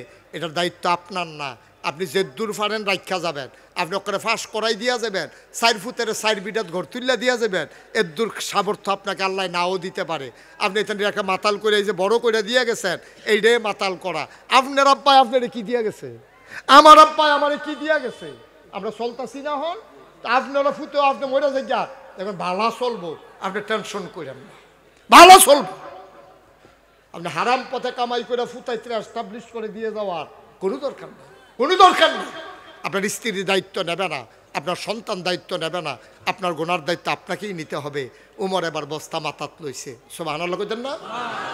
তখন তিনি অর্ধ পৃথিবীর প্রেসিডেন্ট, বস্তা মাথাত লয়ে যখন দৌড় দিছে, আকাশের চাঁদরা লজ্জা পাইয়া মেঘের আড়ালে লুকাই গেছে। আরে এটা কি দেখলাম, আরে এটা কি দেখলাম? ওমরের মতো বুড়া মানুষটা এই বস্তা লয়ে দৌড়াইতে আছে। ফেরেশতারা ডাক দেয়া কয় মাওলা এটা কি মানুষ বানাইছো, আজব মানুষ, নিজে বস্তা লইয়া দৌড়ায়। ওমর দৌড়তে দৌড়তে দৌড়তে দৌড়তে ঘামতে ঘামতে একেবারে মহিলার দরের দরজায় গিয়ে দাঁড়ালেন, সালাম দিলেন, আসসালামু আলাইকুম। ভেতর থেকে মহিলা কয় ওয়ালাইকুম আসসালাম রাহমাতুল্লাহ। কে রে, কে দরজায় দাঁড়িয়ে সালাম দেয়? ওমর ডাক দেখো আম্মা, ও আম্মা, আম্মা, আম্মা গো, ও আম্মা, আমি উমর, আমি আমারে চিনবেন না? উমর পরিচয় দেয় নাই। আম্মা দরজা খুলে দেন। মহিলা ডাক দেওয়া কয় কে আমার আম্মা ডাকে? আমি কিসের মা?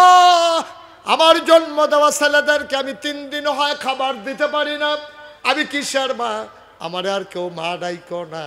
ও বাবা নিশ্চয়ই তুমি মরুভূমির পথিক, কোনো একটা দরজায় গিয়া দেখো কেউ সাহায্য করতে পারে কি না। আমি কিচ্ছু পারবো না রে বাবা, আমার বাচ্চারাই নিজেরা না খাইয়া ঘুমাই গেছে, আমার বিরক্ত কইরো না, তুমি অন্য দরজায় যাও। মহিলারে ওমর ডাক দেখো আম্মা দরজা খুলে দেখো কে দাঁড়িয়ে আছে। মহিলা দরজা খুলে দিলেন। ওমর ডাক দেখো আম্মা তুমি আমারে চিনবা না গো আম্মা, পাশেই আমার বাড়ি, আমি শুনেছি তোমার ছেলেরা 3 দিন ধরে খায় না, আম্মা অনুমতি দাও ঘরের ভেতরে আসি। মহিলা বললেন ভেতরে আসো। বললেন আম্মা ধরে বস্তাটা নামাও। ওমর বস্তা ধরে, মহিলা বস্তা ধরে নামালেন। ওমর কয় আম্মা এই বস্তার ভিতরে আটা আছে, আপনি তাড়াতাড়ি কয়টা রুটি বানান। ওমর কয় ওমা আগুন টানা জ্বলা ছিল, নিভে গেছি দেখি। আম্মা সমস্যা নাই, আপনি তাড়াতাড়ি কয়টা রুটি বানান গো আম্মা, আমি এই ফাঁকে ফু দিয়ে আগুন ধরাই দে।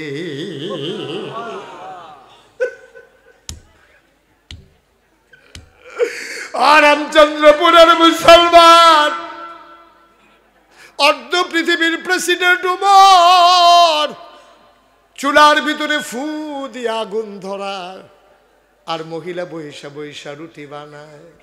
ওমরের হাতে বানাইয়া বানাইয়া দেয়। ওমর খোলার ভিতরে দিয়া রুটি সেঁকতেছে। 2টা রুটি বানানো হয়ে গেল।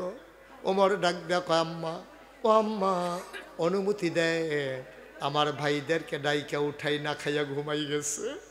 মহিলারা কয় বাবা তাড়াতাড়ি উঠাও, আমার ছেলেগুলা মরে যাবে। ওমর কয় আমি বাচ্চাগুলারে ডাইকে উঠাইলাম। রুটি টুকরা টুকরা করে খেজুরের বিচিটা ফালাইয়া রুটির ভিতরে খেজুর দিয়া আমি যখন মুখের কাছে নেই, আমি লোকমা নেই একটা, মুখ চলে আসে 2টা। খাবার নিয়ে আপনি গাড়াগাড়ি করতে আমি কাউরে দেখি নাই। আমি একটা মাথা ধাক্কা দিয়ে আরেকটা মুখে খাবার দেই, আবার আরেক মাথা ধাক্কা দিয়ে আরেক মুখে খাবার দেই। এমনি এমনি আমি রুটি খাওয়াইতেছি, আর আমার কষ্টে গাল বেয়ে বেয়ে পানি পড়তেছে। মহিলারা দেখছে আমার গাল বাইয়া বাইয়া যে পানি পড়ে, মহিলাটা ডাক দেয়া কয়, তুমি কে বাবা? আমি চিনি না। তোমার মতো মানুষ থাকতে ওমর আবার খলিফা হয় কেমনে? মদিনার মানুষ কি তোমারে চিনে না? ওরা কি তোমার ব্যাপারে জানে না? তোমার মতো মানুষ থাকতে ওমর আবার খলিফা হয় কেমনে? ওমরের শুনছি শক্ত শক্ত বড় মন। আমি বলবো ওমরের বাদ দিয়া তোমারে যেন খলিফা বানাই দেয়। ওমর ডাক দেখো, আম্মা এখন এই কথা থাক, আপনি একটা রুটি খান। মহিলাটা আবার কেঁদে দিয়েছে। ডাক দেয়া কয়, বাবা আমি বয়স্ক মানুষ, আমার ছেলেগুলা সকালবেলা উঠে আবার রুটির জন্য কান্নাকাটি করবে, আমার লাগবে না বাবা, বাচ্চাদের জন্য রেখে দাও। ওমর ডাক দেয়া কয়, আম্মা আমি যখন আইসা পড়ছি গো আম্মা, আপনার আর খাবারের চিন্তা করা লাগবে না। ওমরের সাথে আমার বড় খাতির গো আম্মা, আমি ওমরকে যা বলি তাই শুনে। আগামীকালকে তুমি সকালবেলা মসজিদে নববীতে আইসো, সেখানে ওমর থাকবে, আমি তোমার জন্য আদর করে ব্যবস্থা করে দেব। এবার ওমর চলে গেলেন। সারা রাত আর ঘুমাতে পারেন নাই। শেষ রাতে উঠে তাহাজ্জুদ পড়লেন। তিনি আবার ফজরের নামাজ পড়ে মসজিদে নববীতে বসে গেলেন। সব লোকের দিকে ফিরলেন, সবাই বসে আছে, ওমর কথা বলতেছেন। আর ওই দূরের মহিলা, তাবুর মহিলা বাচ্চা নিয়ে আইসা দরজায় দাঁড়াইছে মসজিদে নববীতে। একটা লোকের ডাক দেয়া কয়, ভাই এই জায়গায় নাকি ওমর থাকে। ওমর কোনটা ভাই? একটু চিনাই দাও, ওমরের সাথে আমার কথা আছে। ওই যে মাঝে লোকটা বসে আছে, এইটাই তো ওমর। মহিলা তাকায়া দেখে, রাতের বেলা যেই বেটায় আগুন ফু দিয়ে আগুন ধরাইছে, আঙ্গুল দিয়া উমর হিসেবে তার এই দেখাইতেছে। মহিলা ভয় পেয়ে গেলেন, মহিলা সাংঘাতিক ভয় পাইলেন। আমি উমরকে শুনাইয়া উমরে গালিগালাজ করছি, আর এই লোকটাই তো আমার তাবুতে রুটি খাওয়াইছে, এই লোকটাই তো বস্তায় ভরে আমার তাবুতে আটা নিয়ে গেছে, এইটাই বিলে উমর। মহিলা দিছে দৌড়, বাচ্চাদের হাতে দইরা। উমরের নজর পড়ে গেছে। ওমর দৌড় দিয়ে গিয়া সামনে দাঁড়াইছে। আম্মা, ও আম্মা, আপনি আর আমার আসামি বানাইয়েন না গো আম্মা। ও আম্মা, গালি যদি দিতে মন চায় আরো কয়টা গালি দেন, আমার কোনো আপত্তি নাই। মহিলা চিৎকার করে কান্দে, বাবা তুমি আমার অ্যারেস্ট কইরো না, আমার স্বামী নাই, এই বাচ্চা দুইটা পাগল হয়ে মরে যাবে, আমি অন্যায় করেছি, মাপ চাই। ওমর ডাক দেখ, আম্মা মাপ চাই বোধ আমি, আপনি মাপ চান কেন? আম্মা গো, ও আম্মা শুনেন শুনেন শুনেন, গালি দিতে মন চাইলে আরো দুইটা গালি দেন, পিটাইতে মন চাইলে আমি পাঞ্জাবি খুইলা দাঁড়াই, এই চামড়ার চাবুক দিয়ে আমার পিঠে পিটান, আম্মা দয়া করে আমাকে মাফ করে দেন। মহিলা তো অবাক হয়ে গেছে, হতবাক হয়ে গেছে, ওমর এইগুলা কি বলে। এবার ওমর কান্দার কয়, আম্মা, ও আম্মা আপনি কি বলবেন, ওই চিন্তা আমার নাই গো আম্মা। আমার সবচেয়ে বড় চিন্তা, কিয়ামতের ময়দানে আল্লাহ যদি ডাক দিয়া কয়, তোমার সীমানার ভিতরে ইসলামকে সুন্দর মনে করে মহিলা বাচ্চা সহ নিয়ে ঢুকলো, সন্ধ্যা হয়ে গেল, মাঝরাত হয়ে গেল, তারপরে তুমি কেন টের পাইলা? এর আগে কেন খাবার দিতে পারলা না? সেই দিন আম্মা কি জবাব দেব আমি? আমার কোনো জবাব নাই, দয়া করে আপনি আমাকে মাফ করে দেন। আম্মা, আম্মা আপনি আমারে মাফ করে দেন, আমারে আল্লাহ আপনি কিয়ামতের ময়দানে আল্লাহর আদালতে আপনি আমারে আসামি বানাইয়েন না। ও মুসলমান,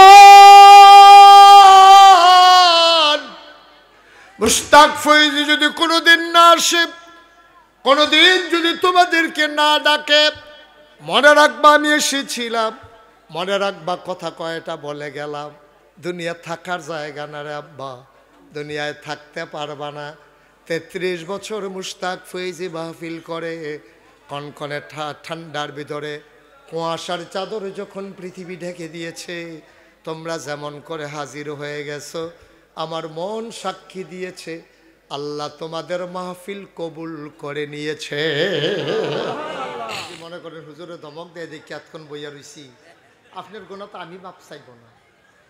আপনি যদি মনে করেন আপনার গোনা মাপ চাওয়ার দরকার নেই, সবাই উঠে যান, সবাই যান, কারেন্ট গেল বলে আপনি একটা সুযোগ নিলেন যে হুজুরে তো দেখবে না, এখন থাক চলে যাই, আপনার কবরে আমি যাব। আপনি যে বাড়িছেন, আপনি হাইটটা ঘর পর্যন্ত যাইবেন, এই গ্যারান্টি আপনারা কে দিছে? কে দিছে এই গ্যারান্টি? আপনি যাইতে পারবেন বাড়ি পর্যন্ত? এই গ্যারান্টি তো নাই আপনার। তা আপনি মনে করতেছেন কারেন্ট গেছে যখন লোড টালাই এই ফাঁকে, আপনি খুব ভালো কাজ করছেন না, জিতছেন আপনি। আপনি হেরে গেছেন, আপনি হেরে গেছেন, আপনি জিততে পারেন নাই। বরং আপনি তওবা কইরা গোনাডি ফালাই দিয়া আপনি যদি যাইতেন পারতেন, তাইলে আপনি জিতছেন। ঠিক কিনা কন? আল্লাহ নবী কি কইছে আপনি শুনছেন? কয় পাহাড় পরিমাণ গোনা লইয়া, পাহাড় পাহাড়, কয় পাহাড় পরিমাণ গোনা লইয়া তুমি আল্লাহ কই একটা সিল্লান দিছ, আল্লাহ যদি তোমার সিল্লানটা মাফ কইরা লায়, পাহাড় পরিমাণ গোনা তোমার মাফ। সুবহানাল্লাহ বলবেন। আপনি কি সুযোগে হাতছাড়া করছেন? আজকে যদি হিসাব করা হয়, আমি আমার ভাগে জান্নাতের গ্যারান্টি দিতে পারবো না, তুমিও পারবা না, আমাদের এত গোনা। কিন্তু যদি আল্লাহর কাছে মাফ চাই, আল্লাহ যদি মাফ করে দেয়, তাইলে তো আমি মাসুম নিষ্পাপ হয়ে কবরে যাব। কেমনে রে আব্দুল মালেক সাহেব কেমনে বিদায় হয়ে গেল? কয়দিন আগে করিম মাস্টার সাহেব কয়দিন বিলইছে মারা গেছে। এই তো জীবন, তুমি আসো দেখা না আসো, মরে গেলে আগামীকালকে তালিকায় তোমার নামটা চলে আসবে। আগামীকালকে এই নামের ভিতরে তোমার নামটাও চলে আসবে যে তুমিও নাই। কি রঙের ঘোড়া আমরা দৌড়াইতেছি দেখেন। সবাই মিলে আমরা মাফ চাইব, দরকার আছে নাকি নাই?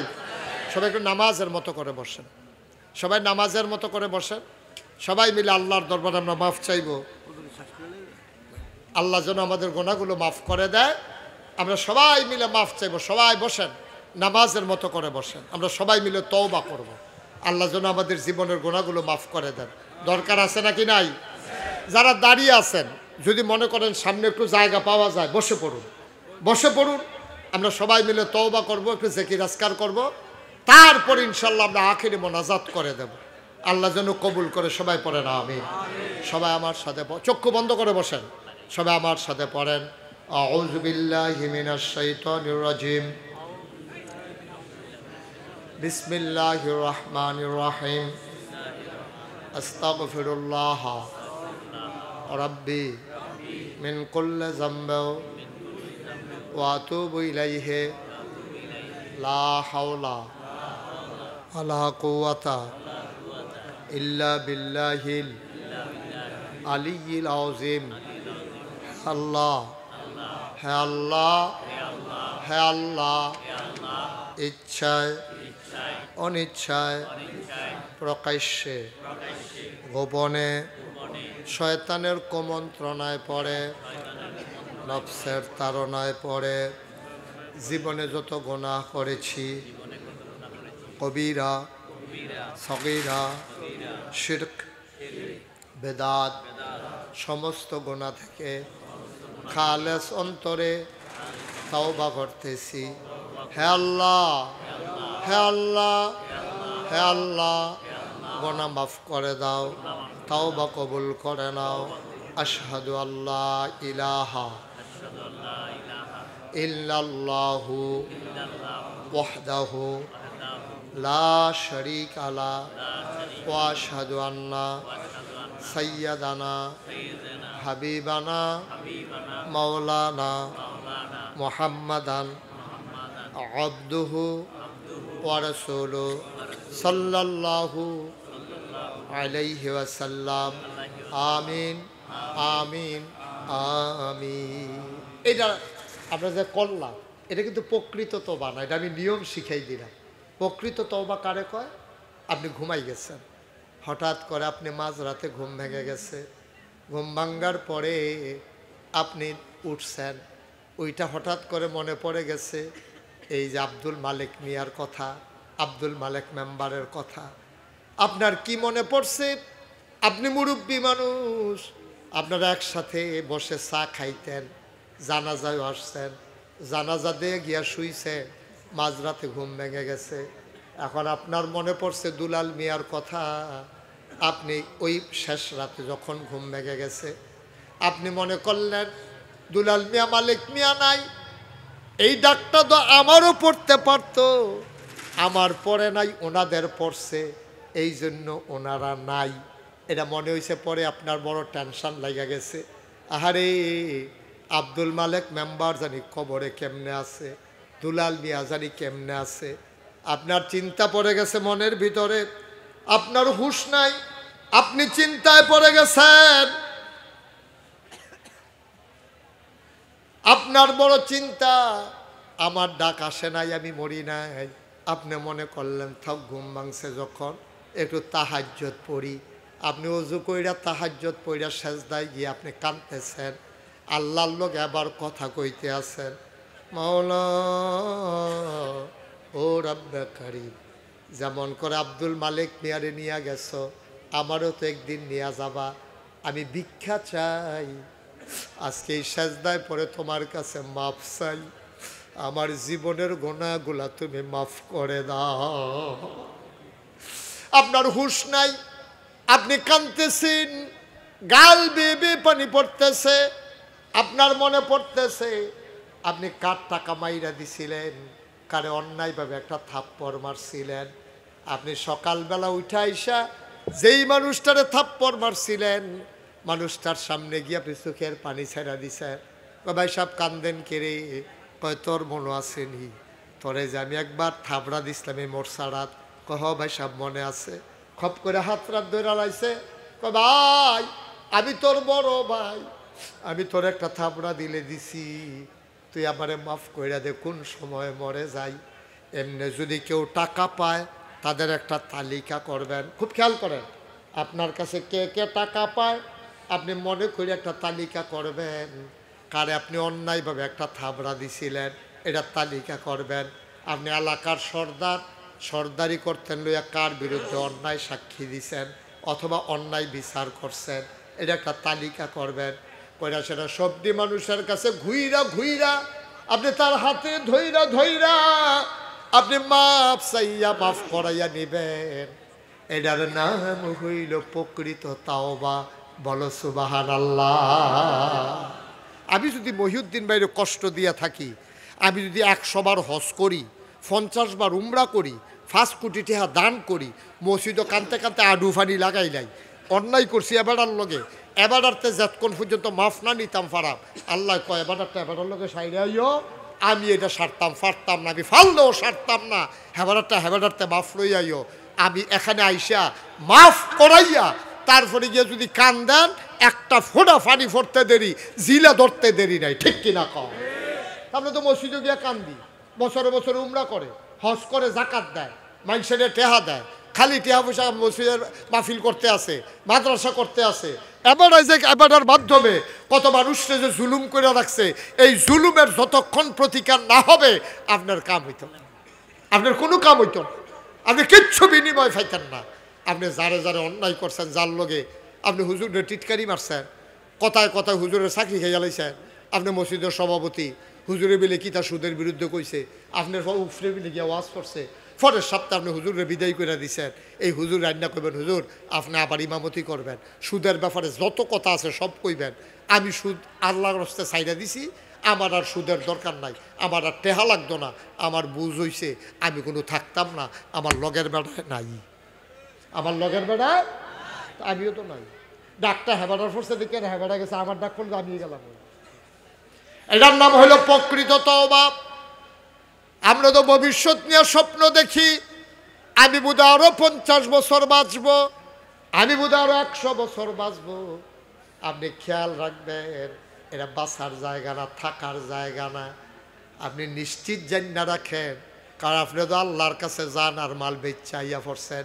কোরআনুল কারিমে সূরা তাওবার 111 নম্বরে আয়াতে আল্লাহ কয়, ইন্নাল্লাহা আশতারা মিনাল মুমিনিনা আনফুসাহুম ওয়া আমওয়ালাহুম বিআন্না লাহুমুল জান্নাহ।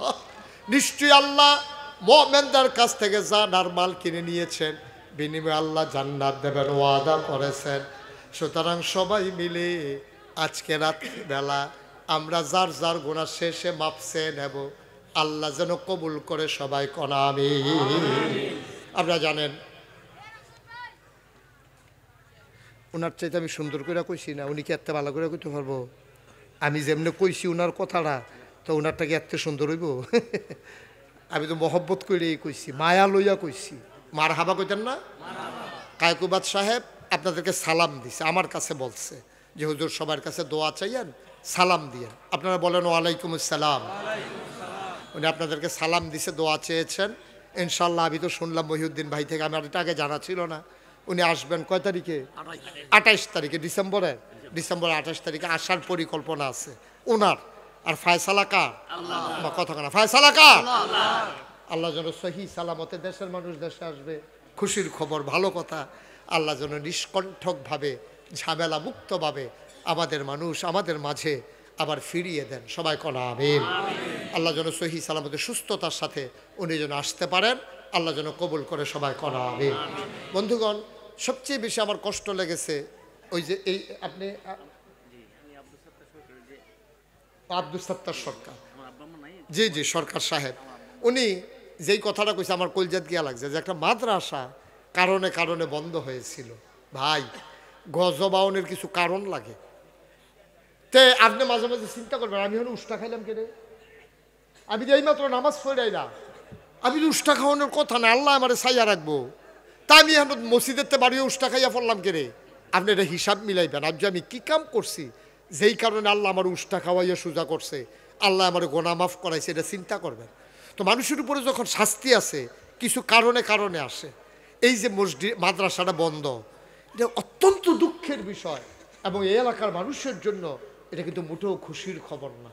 দয়া করে অতি দ্রুত এই সেশনে, জানুয়ারি মাস আসতেছে না, আপনাদের কাছে আমার অনুরোধ, ভাই আমরা তো কিন্টার গার্ডেন স্কুলে পড়াইলে খুশি বোধ করি যে মাশাআল্লাহ কি সুন্দর, তারে প্যান্ট পিন্ধাইছে, শার্ট গাও দেওয়াইছে, ইন করছে, আবার তারে টাই লাগাইছে, তার আব্বায় থাহে বিদেশ, তার মায় টাই টুই লাগাইয়া ভিডিও কল দিছে বিদেশ, ভিডিও কল দিছে পরে এরপরে দেখাইছে, কয় সাবসান এটা কেড়া, চাইয়া দেখে কি সুন্দর বিদেশি ফলাফানের মতো টাই টুই লাগাইয়া, কয় এটা কেড়াইরা, আমরা তেদি কই পুরো বিদেশি, তেদি পুরো বিদেশি হয়ে গেছে গা, আমার কাছে এটা ভালো লাগে না। আব্বা আম্মা, আপনারা যারা শুনতেছেন, এমন ফুত তৈরি করেন, জন্ম দেওয়া সহজ, ফুতেরে মানুষ বানানো কঠিন।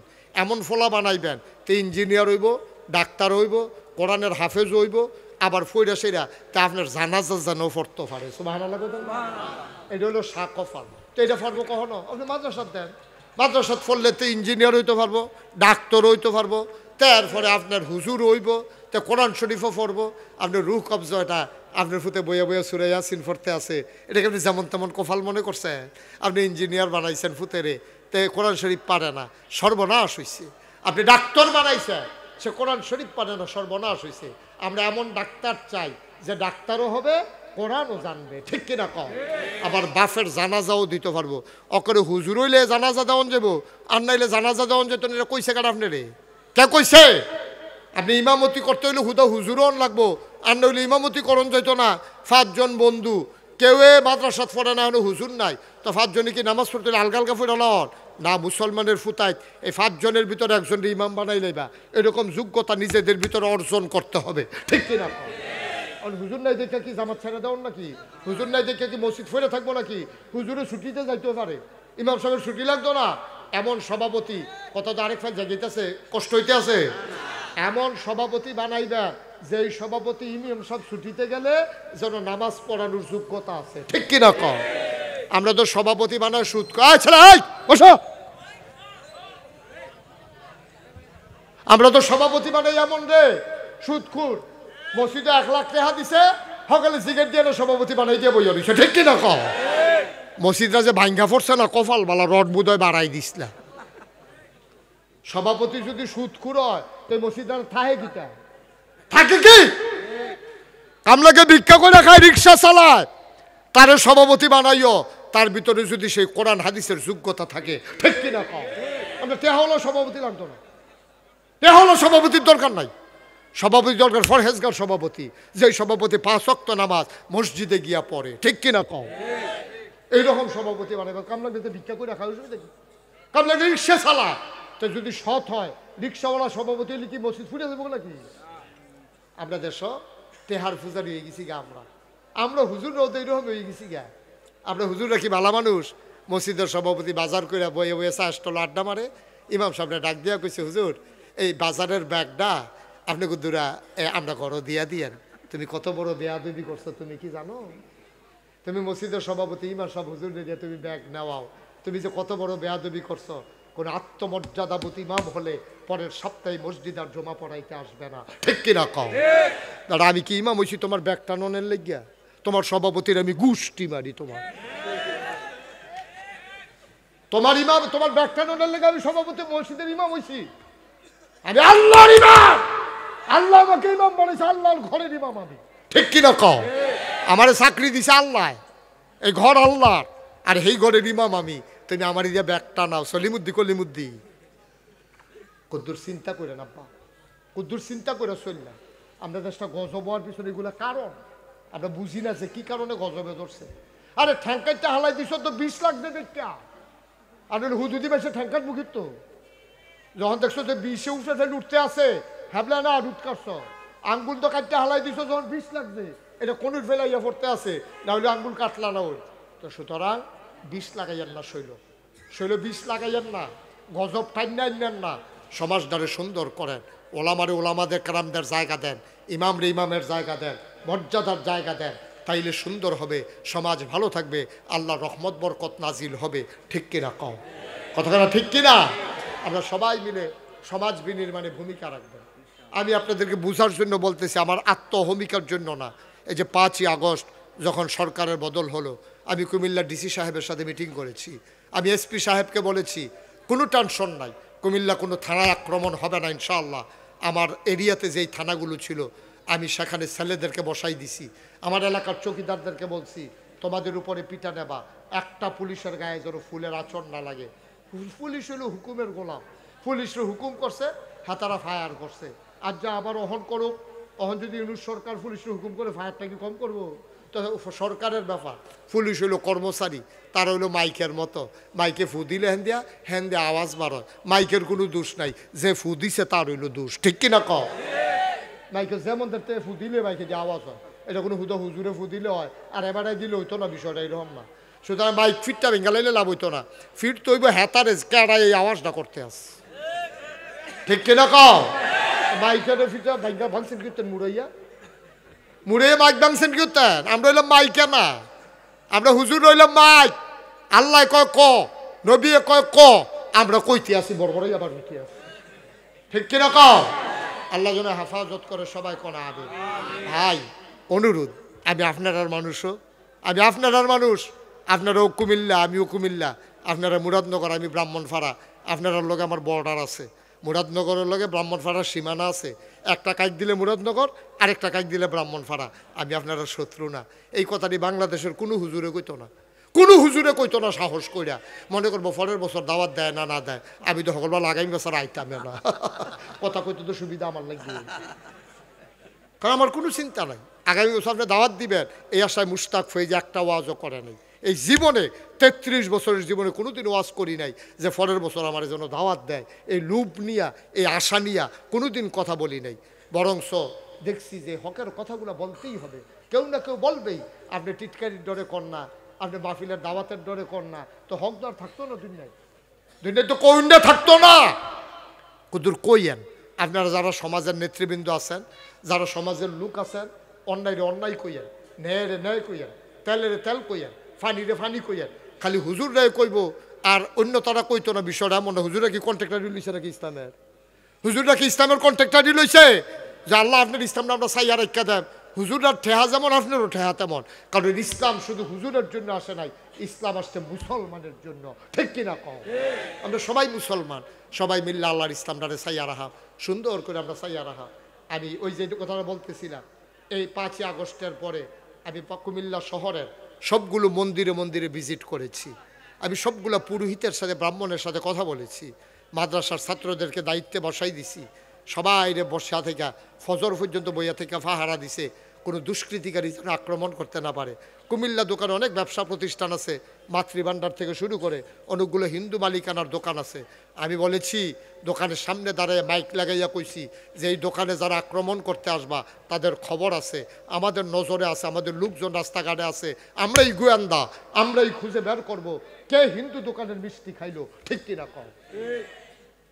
দেশ কুদরে কি চইলে হিন্দুর একটা অজুহাত পাইছে, কয় যে আমরা গেলাম গেলাম গেলাম কেড়ায় তা কেলো করে। বাংলাদেশও মারফেরও যেমনি বাচ্চা থাকে, বাংলাদেশের হিন্দুরা এর চাইতে বেশি আরামে আছে, ঠিক কিনা। মারফেটের বাচ্চা এমনি এত আরামে থাকে না। আমরা মন্দিরগুলো পাহারা দিয়েছি, পূজার সময় পাহারার ব্যবস্থা করেছি। আমি বলেছি আল্লাহর খাস মেহরবানি, আপনি কুমিল্লা শহরে খবর নিয়ে দেখেন, দেখেন গিয়া খবর নিয়ে একটা দোকানে আক্রমণ হয় নাই, একটা মন্দিরে কোনোদিন আক্রমণ হয় নাই। এই আমরা 5ই আগস্ট পরে এনশিওর করেছি। এই যে গত বন্যা গেল, ভাঙ্গা পড়লো, আমি 15 দিন আমার পরিবার থেকে বিচ্ছিন্ন ছিলাম। আমি মানুষের কাছে সাহায্য নিয়া কোমর ফানি ভাঙ্গা, আডু ফানি ভাঙ্গা, উড়াত ফানি ভাঙ্গা আমি এই ফটলা লইয়া মানুষের ঘরে ঘরে গেছি। আপনার মুরাদনগর থেকে অনেক লোক সাহায্য নিয়ে গেছে, আমার হাতে দিয়া চলে আসছে, আমি সুন্দর করে বন্টন করে দিয়েছি। অনেক মহিলারা আমার দিকে তাকায় কান্দা দিছে, হুজুর আপনার মতো মানুষে এ ফানি ভাঙ্গা আপনার লেগে খানা লইয়েছে। আমি আমার তো সারা জীবন আপনারা দেখলেন, আমার দেখতাম মনে করেন আপনারা, রে আমারও তো কিছু দায়িত্ব আছে, আমি ঘুরে ঘুরে সাহায্য দিয়ে পয়সা যাই নাই তো, এটাই তো দায়িত্ব, এটাই তো নবীজি করেছেন, এটাই সাহাবায়ে কেরাম করেছেন। আপনারা যারা ওলামায়ে কেরাম আছেন সমাজের সাথে এইভাবে সম্পৃক্ত হন। মুসল্লি একটা অসুস্থ, ইমাম সাহেব মুয়াজ্জিন সাহেবরে লইয়া আধা কেজি আঙ্গুর লইয়া গিয়ে চাই আইবেন, দেখবেন এই আঙ্গুর একটা আল্লাহ ব্যবস্থা করে দিব, আল্লাহ দিব। একটা আঙ্গুর লইয়া গিয়ে বেটারে চাই আইবেন যে ভাই ও আপনি সবসময় আমার পিছনে নামাজ পড়েন, আজ যে আপনি গেছেন না জায়গাটা খালি আমার কলজাটায় মানছে না, এর লাগে আমি তো গরিব মানুষ, আমি ইমাম সাহেব 100 টাকা বেতন পাই, আমি 100 টাকার আঙ্গুর আনছি আপনার লেগিয়া, এবারে দেখবেন আপনার দোয়া করে 500 টাকা দিয়ে দিব।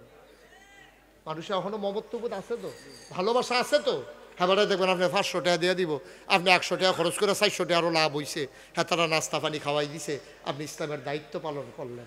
এইভাবে চলুন, আমরা সমাজটাকে তৈরি করি। আপনারা শুনেছেন আমি গত বছর আপনাদের কাছে বলেছিলাম যে আমি আল্লাহর খাস, আমি মুশতাক ফৈজার কয়দিন বাঁচবো, একদিন মরে যাব। আমার দরবারে আমার দাদায় মাত্র 9 শতক জায়গা দিয়ে গেছে, এরপরে আমি দরবারের জন্য জায়গা কিনছি 18 একর, 1800 শতক। মারহাবা কইতেন না? আর সবচেয়ে বড় যে কাজটা এখন ধরছি, মহিউদ্দিন ভাই বোধহয় শুনছি কিনা, সোশ্যাল মিডিয়ায় হয়তো দেখছে, আমি 30 কোটি টাকা বাজেটে আমি একটা মসজিদের কাজে হাত দিছি, এবং নিচতলায় হাসপাতাল, 19,000 স্কোয়ার ফিট হাসপাতালটা একবারে ফ্রি। বাংলাদেশে কোনো ফ্রি হাসপাতাল নাই, সরকারি হাসপাতালও টিকিট কেটে ঢুকন লাগে, কিন্তু আমার এখানে টিকিটও কাটা লাগবে না, একেবারে ফ্রি। 19,000 স্কোয়ার ফিট আমার হাসপাতালটা, এরপর 19,000 স্কোয়ার ফিট মসজিদরা, দোতলায় মসজিদ হবে, একসাথে নামাজ পড়বে 6,000 লোক। আমি বাজেট ধরেছে 30 কোটি টাকা। আমার হাবা বলবেন না? আমি গরিব মানুষ, আমি এতটা সাহস করলাম কেমনে? আমি নিয়ত করছি যে আল্লাহ 1 বছর মাহফিল করে যত টাকা হাদিয়া পাই, পুরো 1 বছরের হাদিয়া আমি আমার মসজিদে দিয়ে দেব। আমি একসাথে 25 লক্ষ টাকা, আমার মতো মানুষটা, আমি এত ধনী মানুষ না, আমি 25 লাখ টাকা দিয়া এরপরে মসজিদের কাম শুরু করছি। গতকালকে আমি দরবার থেকে বের হয়েছি, আমি হিসাব রেখে লাড়া দিয়ে দেখলাম, দেখেছি কত খরচ করছি, দেখি 4 কোটি 35 লক্ষ টাকা খরচ হয়ে গেছে। আলহামদুলিল্লাহ করতেন না? বাকিটাও হয়ে যাবে, আমার আশা আছে ইনশাল্লাহ হয়ে যাবে। আমি দাউদকান্দি মাহফিল হয়ে গিয়ে কইছি, ও আমার মসজিদরা ডালাই দিতে 1500 বস্তা সিমেন্ট লাগে। কয়শো বস্তা? 1500। এক জায়গার মধ্যে 3 জনে মিললে 900 বস্তা সিমেন্ট দিয়া লাগছে। তো 1500 বস্তা আর ওইটা আর কত লাগে? মারহাবা কইতেন না? আল্লাহ কেমনে ডাইলা দেয় লইয়া কুলান জানে। ওই দিন আমার এখানে 3 জন মেহমান আসছে, কই হুজুর আমরাও ইনশাল্লাহ সিমেন্ট 1500 বস্তা, 3 জনে 500 করে 1500 বস্তা সিমেন্ট দিয়া দেয়। খালি উদ্যোগ নেওয়ার মাটি, উদ্যোগ নিলে হয়ে যায়, উদ্যোগ নিলে হয়। এই যে মহিউদ্দিন ভাই উদ্যোগ নিছে, আপনি একটু সহযোগিতা করেন, দেখবেন মাদ্রাসা দাঁড় করাই ফেলবে। আমি আসবো অবসর সময়, আমাকে আপনি বললেন, আমি এসে ভিজিট করবো, আমি দেখবো কি কি ক্রাইসিস আছে, কি কি সমস্যা আছে, আমি আপনাকে পরামর্শ দিতে পারবো। আমি অনেক কিছু করতে পারবো না, কিন্তু আপনার প্রতিষ্ঠানটার জন্য আমি অনেক দিক নির্দেশনা দিতে পারবো ইনশাআল্লাহ। যেহেতু আমার বিভিন্নভাবে আমার অভিজ্ঞতা আছে এই ব্যাপারে, দয়া করে সবাই মিলে আমরা যে যেখানে আছেন এখানকার মতো কাজ করেন। আমি এই জন্য প্রায় বলি, আমি একটা রিক্সাওয়ালা দেখলো আমার মসজিদের কথাটা কই, আমি জানি না কার দ্বারা আল্লাহ কি করবে। আমি এই যে মাহফিল থেকে গিয়া মসজিদের সাদে উঠি, ওইটা দাঁড়ায় দাঁড়ায় কান দি, আল্লাহ আমি তো থাকতাম না, একদিন মরে গিয়া এত বড় মসজিদের কাম যে শুরু করলাম, আমি যদি পট করে মরে যাই তুই মসজিদ করবো গাড়া।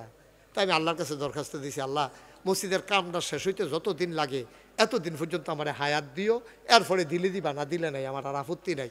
মসজিদের কইরে আমি মরতাম চাই।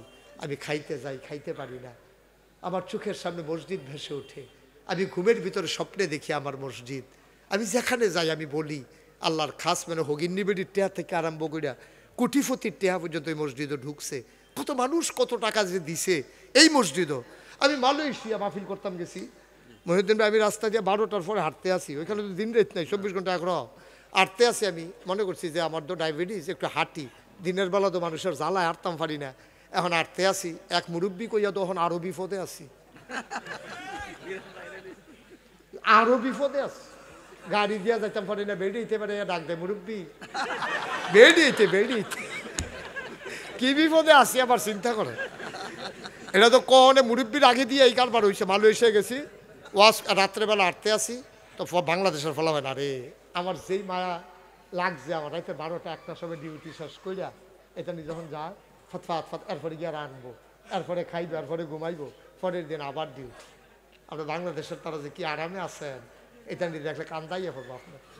এই ফলাফান দিয়ে ফতফাত ফতফাত কত করে 8টা জায়গায়, তো আমি এখন রাস্তা তারা বেরোদার আন্তাজ নাই, তো এখান দিয়ে কুদ্দুরে গিয়েছি আবার ফিরে আই, আরে হুজুরে দিই আমি হুজুরে কি খাবার কি হুজুর, আমি তো কল্পনাও করছি আপনার এখান হাঁটবেন, আমি তো ফাত করে গেছি গা হুজুর আপনার মসজিদও এই 200টা টেহা রাখছিলাম, দিতাম দিয়া দিই আপনার কাছে।